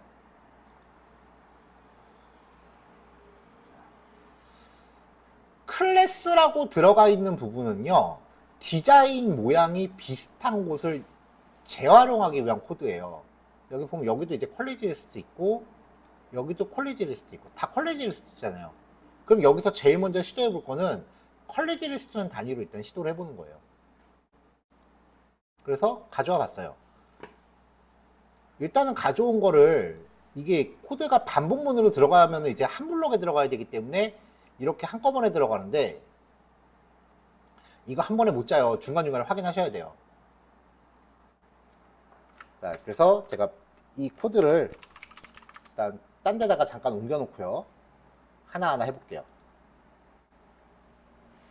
자, 퀄리지 리스트를 가져와서 얘가 잘 가져와지나 한번 이렇게 출력을 한번 해봐야죠. 자, 했더니 여기 요만큼 퀄리지 리스트, 여기도 퀄리지 리스트 된 것 같아요. 자, 지금 하려는 거는 상세 컨텐츠를 가져오겠다는 게 아니라 이 상세 보기로 이동할 수 있는 주소를 수집하려는 겁니다. 그래야 이 주소를 리스트로 묶어서 반복되면서 하위 페이지를 다 가져오죠. 자, 그래서 지금 이 목록을 가져왔어요. 자, 이렇게 해서 이제 학과 목록을 주소만 빈 학과 이름하고 그 다음에 학과 이름하고 그리고 상세보기 페이지의 주소를 취할 건데요. 그래서 빈 리스트를 하나 만들어 놓고 거기다가 내용을 채워 넣을 겁니다. 코드가 복잡해지기 시작하면 변수 이름이 좀 헷갈려서 저는 규모가 좀 있는 코드는 변수 이름 한글로 많이 써요. 자, 이렇게 해서 이제 그 퀄리지 리스트에 대한 반복문을 구성하면 아이템이 요거 하나죠. 필요한 단위를 이제 한 줄에 대한 단위를 딕셔너리로 만들 거예요. 대충 이렇게 목록형 컨텐츠는 최종적으로는 수집한 내용을 이제 표 형태로 만들어야 되는데 이거 이제 뭐 다음 시간에 진행하겠지만 데이터 프레임이라고 하는 구조를 만드는 방법이 이제 다음 시간 내용을 잠깐 일부 보여드릴게요. 네. 데이터 프레임이라는 거를 만들기 위해서 우리가 준비해야 되는 자료 방식이요. 총 6가지가 있는데요. 첫 번째는 2차원 리스트. 2차원 리스트인데 인덱스 때문에 좀 힘들어요. 그 다음에 리스트를 원소로 갖는 딕셔너리. 그게 아니면 딕셔너리를 원소로 갖는 리스트. 그래서 제가 기초 수업에서 이 2가지를 특별히 많이 강조했었어요. 저는 이 2가지 중에 딕셔너리를 원소로 갖는 리스트, 요거를 주로 사용을 합니다. 웹데이터 수집은 덩어리가 워낙 크다 보니까 좀 미리 보고 들어오는 케이스고 CSV랑 엑셀 만드는 거는 코드 한 줄이면 되니까 따로 뭐 공부라는 개념도 아니고요. 이 3번 케이스로 갈 거예요. 그래서 한 줄을 딕셔너리로 만들 겁니다. 자, 아이템에서요. 요게 아이템 하나죠. 이 아이템에서 내가 필요한 부분을 다시 한번 또 셀렉트를 할 수 있어요. 소점 셀렉트는 전체 코드에서 가져오는 거고 가져온 내용에서 셀렉트를 또 할 수 있어요. 지금 여기 보면은 H5라고 되어 있는 게 하나밖에 없죠.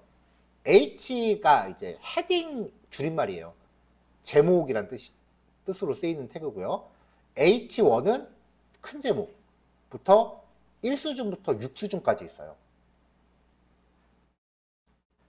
사이트 코드마다 보면은 이제 만들 때 얼마나 신경 썼냐가 좀 보이는데, 여기 같은 경우는 신경을 진짜 많이 쓴 케이스예요.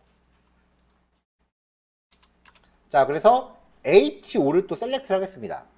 그러면은 아이템점 셀렉트 한 다음에 여기서 H5를 가져와라 라고 해서 콜리지 네임은 해서 담아서 얘를 출력해 볼게요. 자, 이렇게 해서 출력하면은 제목만 이렇게 쭉 뽑아요.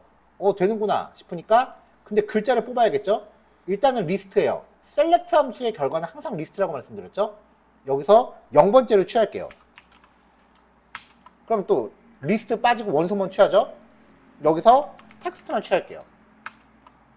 들어오네요. 자, 이렇게 해서 이제 학과 이름 취했고요. 이렇게 중간에 프린트문으로 확인을 해가시면서 확인이 되면 지우시거나 주석으로 막거나 그러세요. 자, 이렇게 하고 이렇게 얻어낸 네임을 이 딕셔너리에다가 넣을 겁니다. 자, 딕트 네임에 딕셔너리의 특징은 없는 키를 즉시 생성하면은 바로 만들어 줬었어요. 학과 이름이라는 키에다가 컬리지 네임을 넣어라 라고 해서 프린트 컬리지 딕트 출력하면은 딕셔너리로 이렇게 구성이 되죠.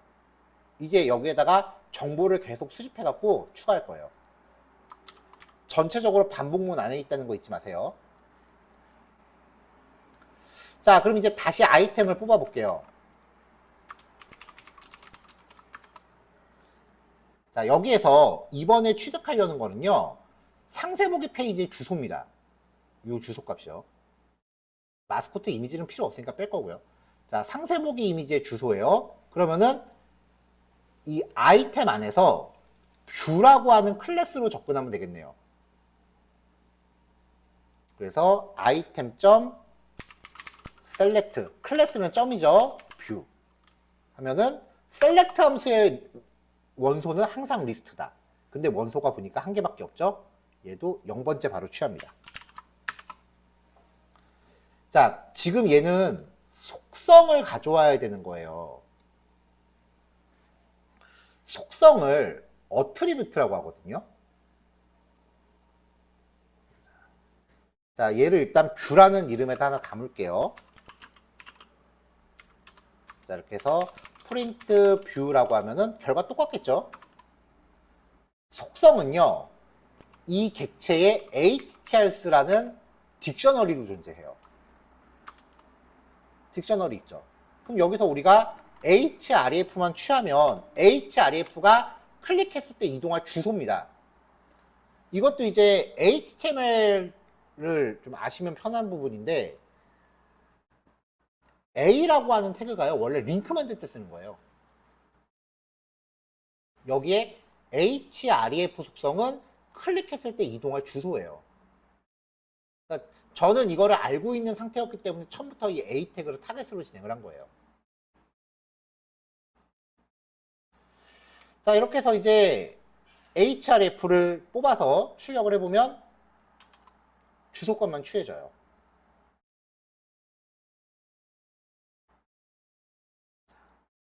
자, 이렇게 해서 이제 가져온 페이지 주소가 요게 하나인데, 실제 이 페이지의 전체 주소는 요거란 말이죠. 브라우저에 나오는 거요. 실제 주소는 이거란 말이죠. 같은 사이트 안에서 링크를 걸 때는 어차피 같은 집이니까 앞부분에 있는 요만큼을 생략하고 링크를 걸 수 있어요. 같은 집 안에서 이동할 때. 근데 외부에서 접속할 때는 이게 없으면 못 찾아요.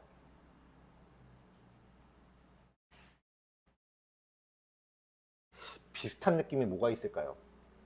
그거죠. 예전에 그 지방에 사시는 분들한테 지방에 사시는 분한테 들은 얘기인데, 서울 사람들은 항상 집 주소 얘기할 때 전체를 얘기 안 한대요. 그냥 무슨 구 무슨 동이라고만 얘기한대요. 근데 외지에 계신 분들 입장에서는 서울시 무슨 구라고 얘기해야 된다고 그런 느낌이에요. 그러니까 같은 사이트 안에서는 앞에 이걸 없애도 돼요. 근데 우리는 외부에서 들어갈 거니까 이걸 붙여줘야 돼요. 자, 그래서 이 주소 값을 view URL이라고 하는 변수에 담습니다. 그래서 if문으로 검사를 해요. 문자열이 갖고 있는 함수 중에 find라는 함수가 있었어요. 어떤 내용을 시작되는 인덱스를 리턴하는 건데 못 찾으면 마이너스 1을 반환했습니다.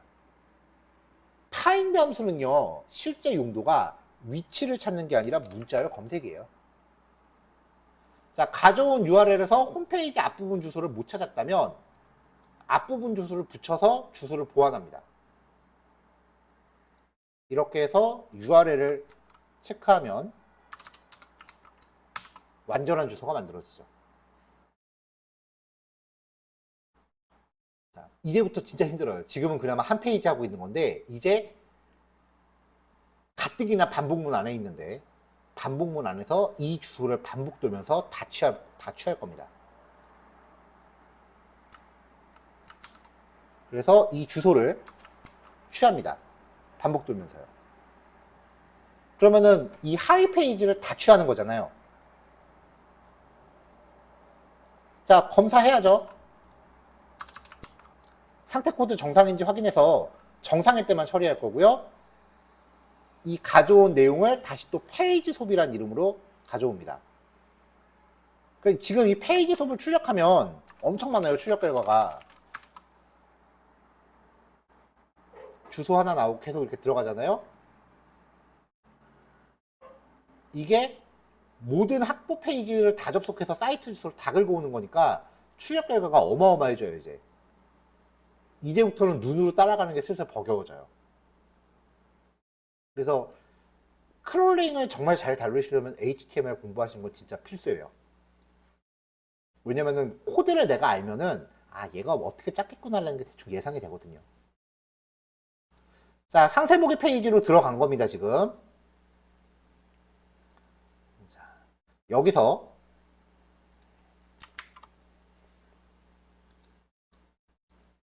일단은 여기를 취할 거예요. 학과 번호들, 정보들이요. 자, 보니까 전화, 팩스, 위치,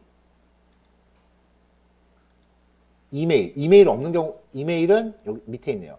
자, 이렇게 해서 구조가 다 비슷해요.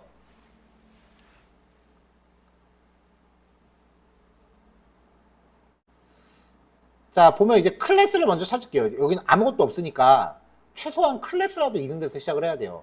컬리지 인포 데이터, 이 안에 두 덩어리가 있죠? 컬리지 인포 데이터 안에 UL 안에 LI 안에 LI가 한 줄이네. LI 안에 DL 안에 DD라는 부분이 내용이네요. 자, 이 구조를 확인했다면 그 주소에 맞게 가져옵니다. 이렇게요.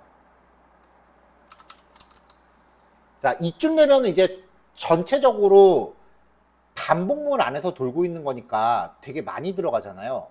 중간중간에 확인을 할 때 한 가지 팁을 알려드리면은 이 반복문에서요, 맨 마지막에 그냥 브레이크를 거세요. 그럼 한 번 하고 말 거 아니에요. 이렇게 해서 이걸 제대로 가져오는지 그냥 학과 하나를 대상으로 삼아서 중간중간에 출력해가면서 보는 거죠. 아까 제가 이 속도 출력했죠, 참. 네. 요거 프린트 했던 거 다시 주석으로 맞고 밑에서 요걸 제대로 가져왔는지 확인을 해보자고요. 자, 가져왔어요. 네. 리스트인데 여기서 콤마 하나, 둘, 셋, 넷 이렇게 가져왔죠. 지금 얘 같은 경우는 DD 안에 A가 또 들어있는데 얘에 대해서 텍스트를 취하면 가장 안쪽에 있는 이 문장만 가져옵니다. 태그는 걸러내고 중간 과정에 텍스트만 가져와요. 그러니까 안에 들어있는 내용이 복잡하지 않을 때는 요 선에서 텍스트 취하셔도 돼요. 자, 그래서 이제 여기서 이렇게 정보들을 취할 건데요. 0번째는 전화번호, 1번째는 팩스번호, 그 다음은 위치, 그 다음은 메일 주소잖아요. 크롤링을 하다 보면 이런 경우는 반복문 안 하고 그냥 0, 1, 2, 3, 4 내가 직접 그냥 취하는 경우가 더 많아요.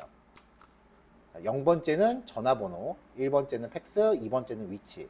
그 다음에 이거를 전체 반복문을 돌리다가 발견한 건데 이메일이 없는 경우도 있어요. 아예 이 컬리지 디트라고 했을 때 여기까지만 있는 경우가 있어요. 인덱스가 0, 1, 2까지만. 그래서 길이가 3보다 클 때만 이메일을 취해라. 이거는 돌려가면서 에러 날 때마다 고친 겁니다.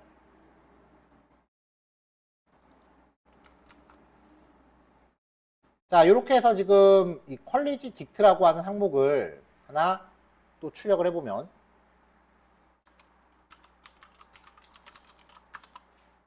네, 이렇게 학과에 대한 정보를 쭉 가져오죠. 이게 지금 전체적으로 반복문 안에서니까 이걸 출력하면은 네, 학과별로 다 가져올 텐데 지금 브레이크를 걸었으니까 하나에서 끝난 거예요.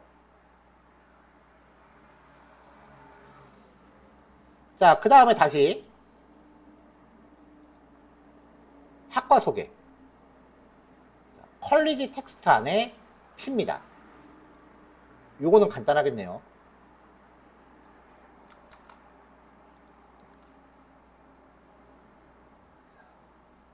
자, 그래서 요 프린트도 주석으로 다시 막아놓고 자, 여기서 다시 컬리지 텍스트 안에 P를 가져와서 이거를 학과 소개라는 이름으로 넣어봤어요. 일단은 그 전에 먼저 프린트 컬리지 텍스트 얘를 먼저 출력하는 게 먼저 선행이 됐었어야겠죠. 그러면은 학과 소개 문구를 이렇게 가져왔어요. 이거 텍스트 추려갖고 다시 넣습니다. 자, 그 다음이에요. 네. 내용들을 취할 건데 여기 보니까 MB3, MB30라고 돼 있죠. 근데 저는 이 MB30라는 거를 조금 못 믿었었어요. 왜냐면은 대부분 이게 클래스 이름 같은 거 접근할 때 이렇게 특정 영역을 특정하는 스타일로 이름이 돼 있으면 거기 전용 디자인 코드예요. 클래스 코드라는 게 디자인 특성이거든요. 근데 MB30라고 하는 거는 이 디자인 구성하는 CSS 중에 마진이라고 하는 속성이 있어요. 이 마진이 여백이에요. 간격 설정할 때 하는 건데 이 코드 작업하는 사람들 스타일이 여기도 간격이 30이고 여기도 30이고 여기도 30이면은 그 코드를 다 똑같이 넣는 게 아니라 변수에 담아놓고 쓰는 스타일을 많이 선호해요. 그래서 보통 MB30이라고 하면은 이거는 안 봐도 뻔한 게 이름 유추하는 게 마진 보통 아랫 여백 30픽셀이라는 뜻이거든요. 그러니까 여백 30을 여기만 쓰지는 않았을 것 같아요. 딴 데도 막 썼을 것 같아요. 그래서 이 이름을 신뢰를 못했어요.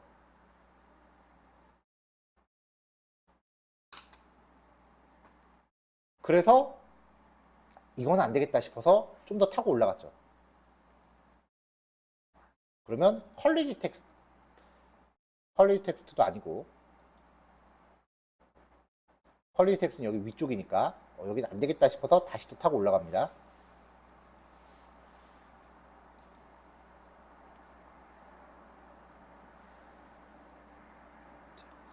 자, 쭉 타다 보니까 너무 많이 올라가는데 그래도 올라가 볼게요. 자, 컬리지 디테일. 디테일이라고 하니까 여기 전체가 다 들어오더라고요. 디테일 안에 그러면 다행히 내가 취하고 싶은 내용은 전부 공통적으로 P라고 하는 태그로만 묶여 있어요. 그래서 컬리지 디테일 안에 P를 가져오자 라고 결정을 하고요.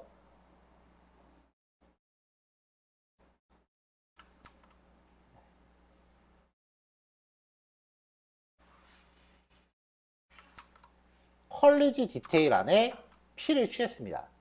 얘를 또 출력해서 확인해 봐야죠.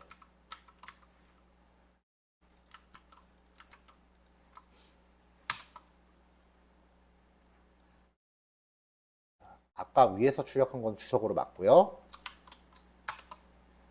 자, 했더니 내용이 들어온 것 같아요.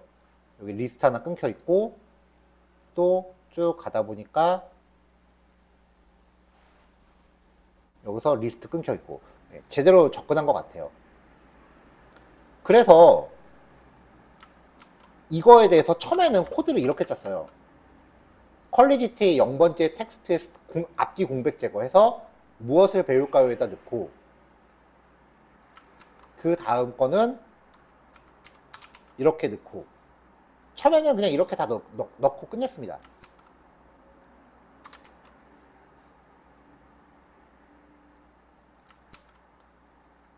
네.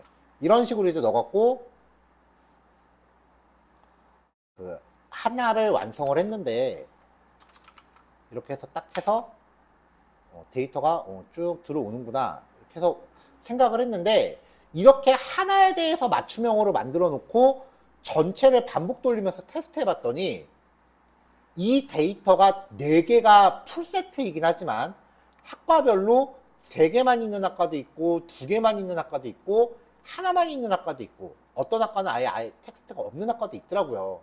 그럼 뭐 그 과사무실이 얼마나 열심히냐에 따라 다른 거니까 전체를 반복 돌리다 보니까 이게 에러 상황이 점점 발생하길래 그러면 이 퀄리티 디테일이 0, 1, 2, 3인데 길이가 1 이상일 때만 0번째 걸 취하고 길이가 2를 넘어갈 때만 이걸 취하고 이런 식으로 if문으로 예외 처리를 넣어야겠다라고 해서 이 코드를 이렇게 if문으로 바꿨어요. 퀄리티의 길이가 1보다 크면 1보다 크면은 적어도 잠시만요.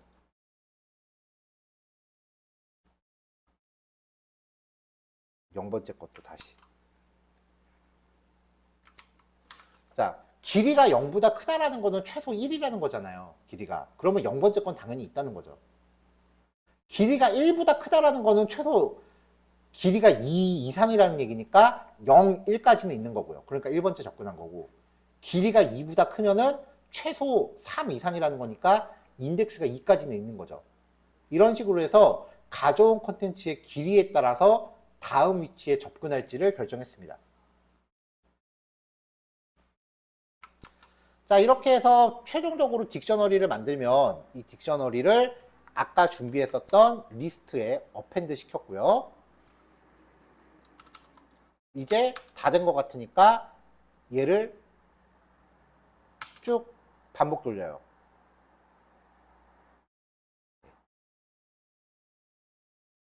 자, 문제없이 가져왔어요. 이제 얘를 이제 데이터 프레임으로 만들고 저장을 해봤어요.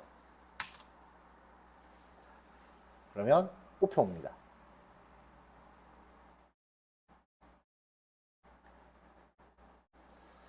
자, 여기서 끝나면 재미없죠. 지금 전체적으로 여기에 대해서 반복을 돌고 있는 상황이었습니다. 그리고 이 반복문의 항목 하나가 아이템이라는 이름으로 여기를 반복 돌리고 있는 상황이었는데 조금 전에는 상세 보기에 대한 걸 했어요. 그 뒤에 보니까 학과 소개라는 A 태그의 다음 걸 보니까 인포라고 하는 클래스로요. 학과 소개 PDF 파일에 주소가 들어있더라고요.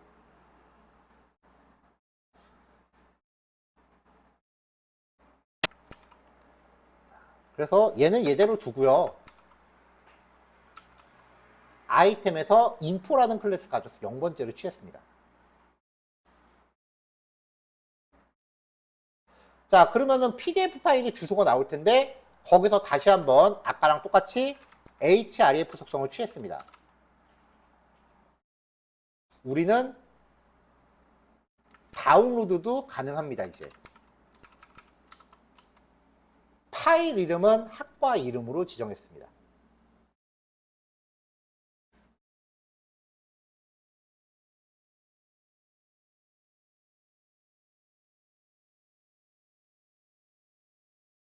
위쪽에 퀄리티 네임 변수를 제가 안 만들었네. 여기 있구나.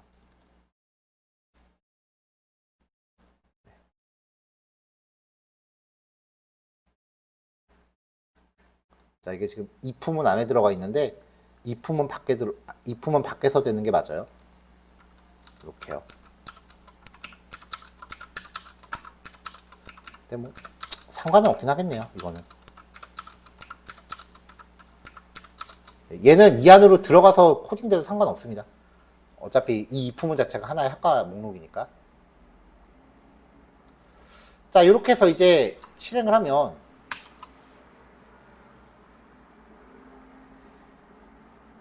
컬리지 네임 변수를 못 찾네요. 위에 컬리지 네임 변수를 제가 오타가 났구나. 이 오타가 제가 습관인가 봐요. 자꾸 여기를 EA로 적어요. 자, 그럼 반복 돌리면은 학과별로 이제 데이터 하나씩 뽑아오기도 하지만 PDF 파일도 저장이 되기 시작을 하는 거죠. 다 긁어옵니다. 이거 교환이구나. 탈탈 텁니다, 진짜. 자, 이렇게 해서 이제 대학 하나에 학부 정보들을 가져왔어요. 그리고 나서 다른 대학들을 봤더니 구조가 다 똑같은 거예요. 그래서 문과대학 주소, 이게 문과대학 주소고요. 몇 군데를 찍어서 주소를 비교해 보세요. 그러면 슬슬 패턴이 보입니다. 이렇게요. 봤더니 얘네들은 요 가운데에 어떤 일련 번호 체계가 들어가고 나머지 주소가 똑같아요. 그러니까 이 대학별로 한 번씩 접속해서 이 대학을 의미하는 일련 번호만 내가 모아 놓는다면은 대학별 페이지 주소를 패턴화 시킬 수 있다는 얘기고요. 그 말인즉슨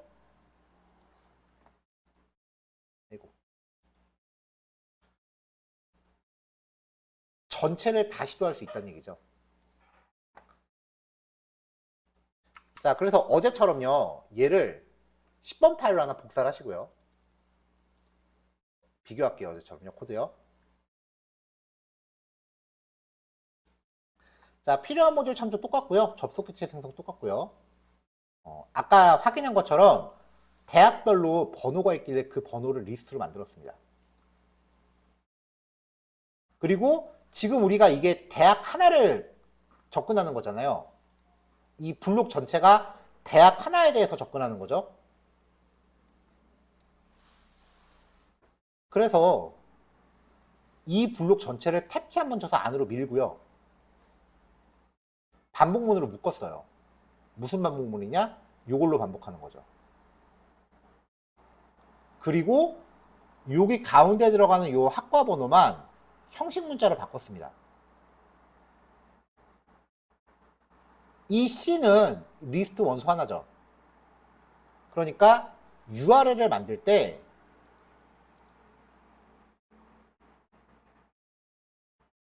뒤에다가 이렇게 %C 붙이면 이게 일로 들어갈 거 아니에요.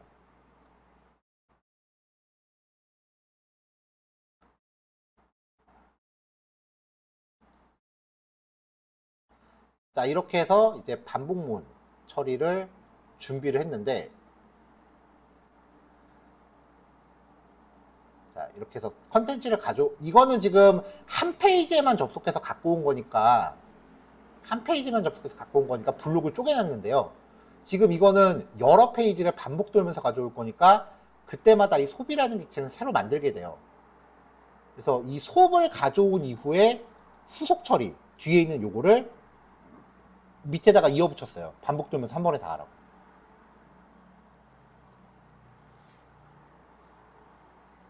자, 이 코드를요, 어차피 이 코드 이 밑에다 이어 붙인다고 생각하시면 돼요. 얘를 여기다 갖다 놓으면은 지금 우리가 수집하는 전체 내용을 이 리스트에 넣고 있는데, 이 리스트가 여기서 정의가 되면 전체적으로 반복문 돌면서 그때마다 리스트를 새로 날리고 다시 만들게 됩니다. 매번 강조했었죠? 총합을 구할 때는 반드시 변수를 반복문 밖에서 초기화하시라고요. 자, 이렇게 하고 코드 돌리면 이제 숙명여대의 모든 학부를 다 탈탈 털어옵니다. 아, 맨 위에부터 칠을 다시 해야죠.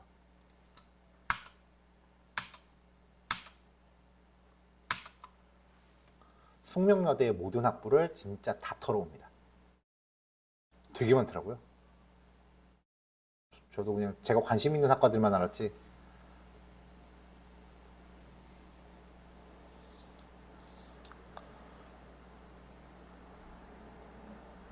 네, 그럼 여기 PDF 되게 많이 쌓여요.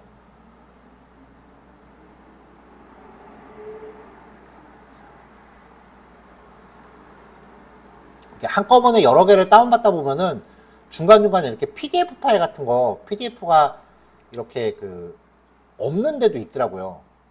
이렇게 반복문을 돌리고 나면 에러가 발견될 때가 있어요. 이제 그 에러 위치를 찾아서 보시면은 PDF 주소가 지금 이런 식으로 걸려 있나 봐요. 그러니까 여기는 PDF 파일이 아니라 그냥 웹페이지로 따로 뺀 거죠. 이런 게 발견되면 이제 그때그때 조금씩 보완을 해서 코드를 맞추셔야 됩니다. 어떤 식으로 맞췄냐? 지금 여기 PDF 주소 가져왔는데 얘가 실제로 봤더니 PDF가 아니더라. 그럼 여기를 묶어서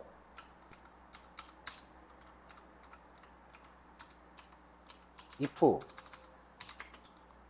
pdf url.find.pdf가 있을 때만 이렇게 if로 묶으면 이제 다시 또 돌겠죠. 이런 식으로 돌 때마다 조금씩 맞춰가는 부분이 필요합니다.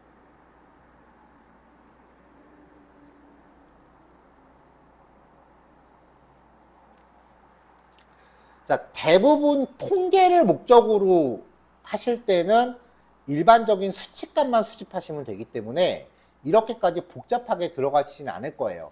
수치값만 수집해서 어떤 컨텐츠화 시키면 되기 때문에요. 근데 지금 다 돈 겁니다. 전체 학과 결과 다 가져왔고요. 근데 만약에 주로 웹사이트 크롤링은 일반적인 통계보다는 머신러닝 같은 경우에서 더 많이 써요. 왜냐면 머신러닝 같은 경우는 자연어 분석이 가능하거든요. 그래서 자연어 분석을 위한 소스를 취할 때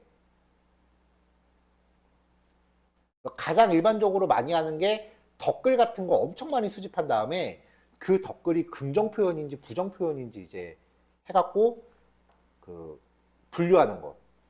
그런 류의 분석은 이제 머신러닝으로 진행하거든요. 그래서 머신러닝용 소스는 크롤링을 되게 많이 해요. 일반 통계 같은 경우는 그냥 수치값만 있으면 되기 때문에 이렇게까지 크롤링 코드가 복잡해지진 않아요.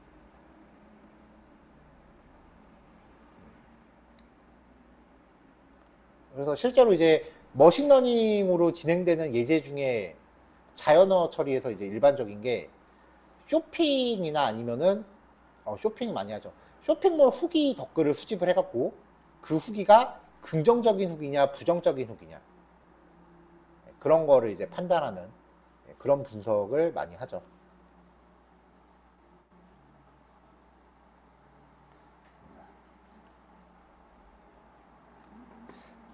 가져온다라는 것 자체는 그냥 세션.get 하면 끝납니다. 그 다음부터 힘든 거는 그 뷰티풀 소업을 사용해서 여기에 있는 코드를 얼마만큼 내가 빨리 분석하느냐예요.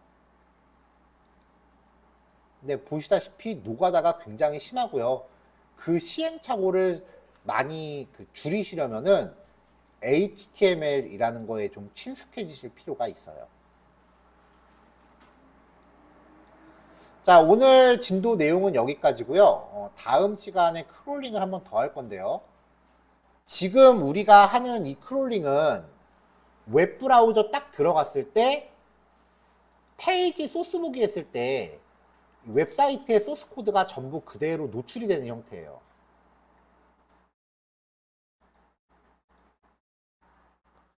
거의 70%가량의 웹사이트들이 이런 식으로 만들어지긴 합니다만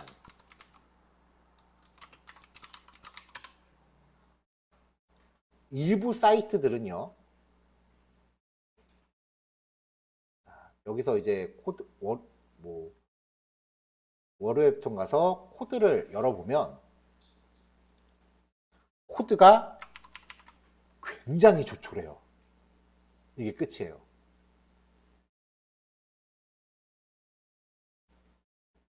이거 이제 리액트 JS라고 하는 기술을 사용한 사이트인데요. 얘네 같은 경우는 여기에 코딩을 하는 게 아니라 이 웹페이지 자체를 프로그래밍화 시켜서 얘가 브라우저에 열리는 게 이제 보통 실행이라고 표현을 하니까요. 실행하면서 코드를 실시간으로 스스로 생성을 해요. 그런 경우는 리퀘스트가 대응을 못해요. 리퀘스트는 브라우저에서 소스 보기 했을 때 나오는 요 내용만 가져오는 건데, 지금 이 페이지는 웹브라우저가 여기에 있는 이 복잡한 소스 코드를 실행해서 이 화면을 만들어내는 거거든요. 이거는 브라우저로 직접 접근하지 않는 이상 컨텐츠를 얻을 수가 없기 때문에 크롤링 기술의 끝판왕은요, 리퀘스트가 아니라 크롬 브라우저 자체를 제어하는 겁니다. 그래서 다음 시간은 아까 제가 네이버 웹툰 수집하는 거 잠깐 보여드렸었는데요. 얘 실행하면 제가 모니터가 지금 듀얼이라서 반대쪽에 안 떠요. 그걸 조금 이따 이제 보여드릴게요. 얘를 실행하면 브라우저를 이렇게 하나 띄워요. 파이썬이요. 그리고 지 혼자 페이지로 돌아가면서 수집을 해요. 여기 나오죠. 크롬이 자동화된 테스트 소프트웨어에 제어되고 있습니다. 저 지금 손 안 대고 있어요. 지 혼자 움직이는 거예요. 이게 가능해지면 어딘가를 클릭해라라는 명령을 내릴 수 있고요. 어딘가에 키보드를 입력해라라는 명령도 내릴 수 있어요. 제가 그걸 응용해서 저번에 말씀드린 파파고에 되게 열심히 복사 붙여넣기 하는 걸 만들었던 거거든요.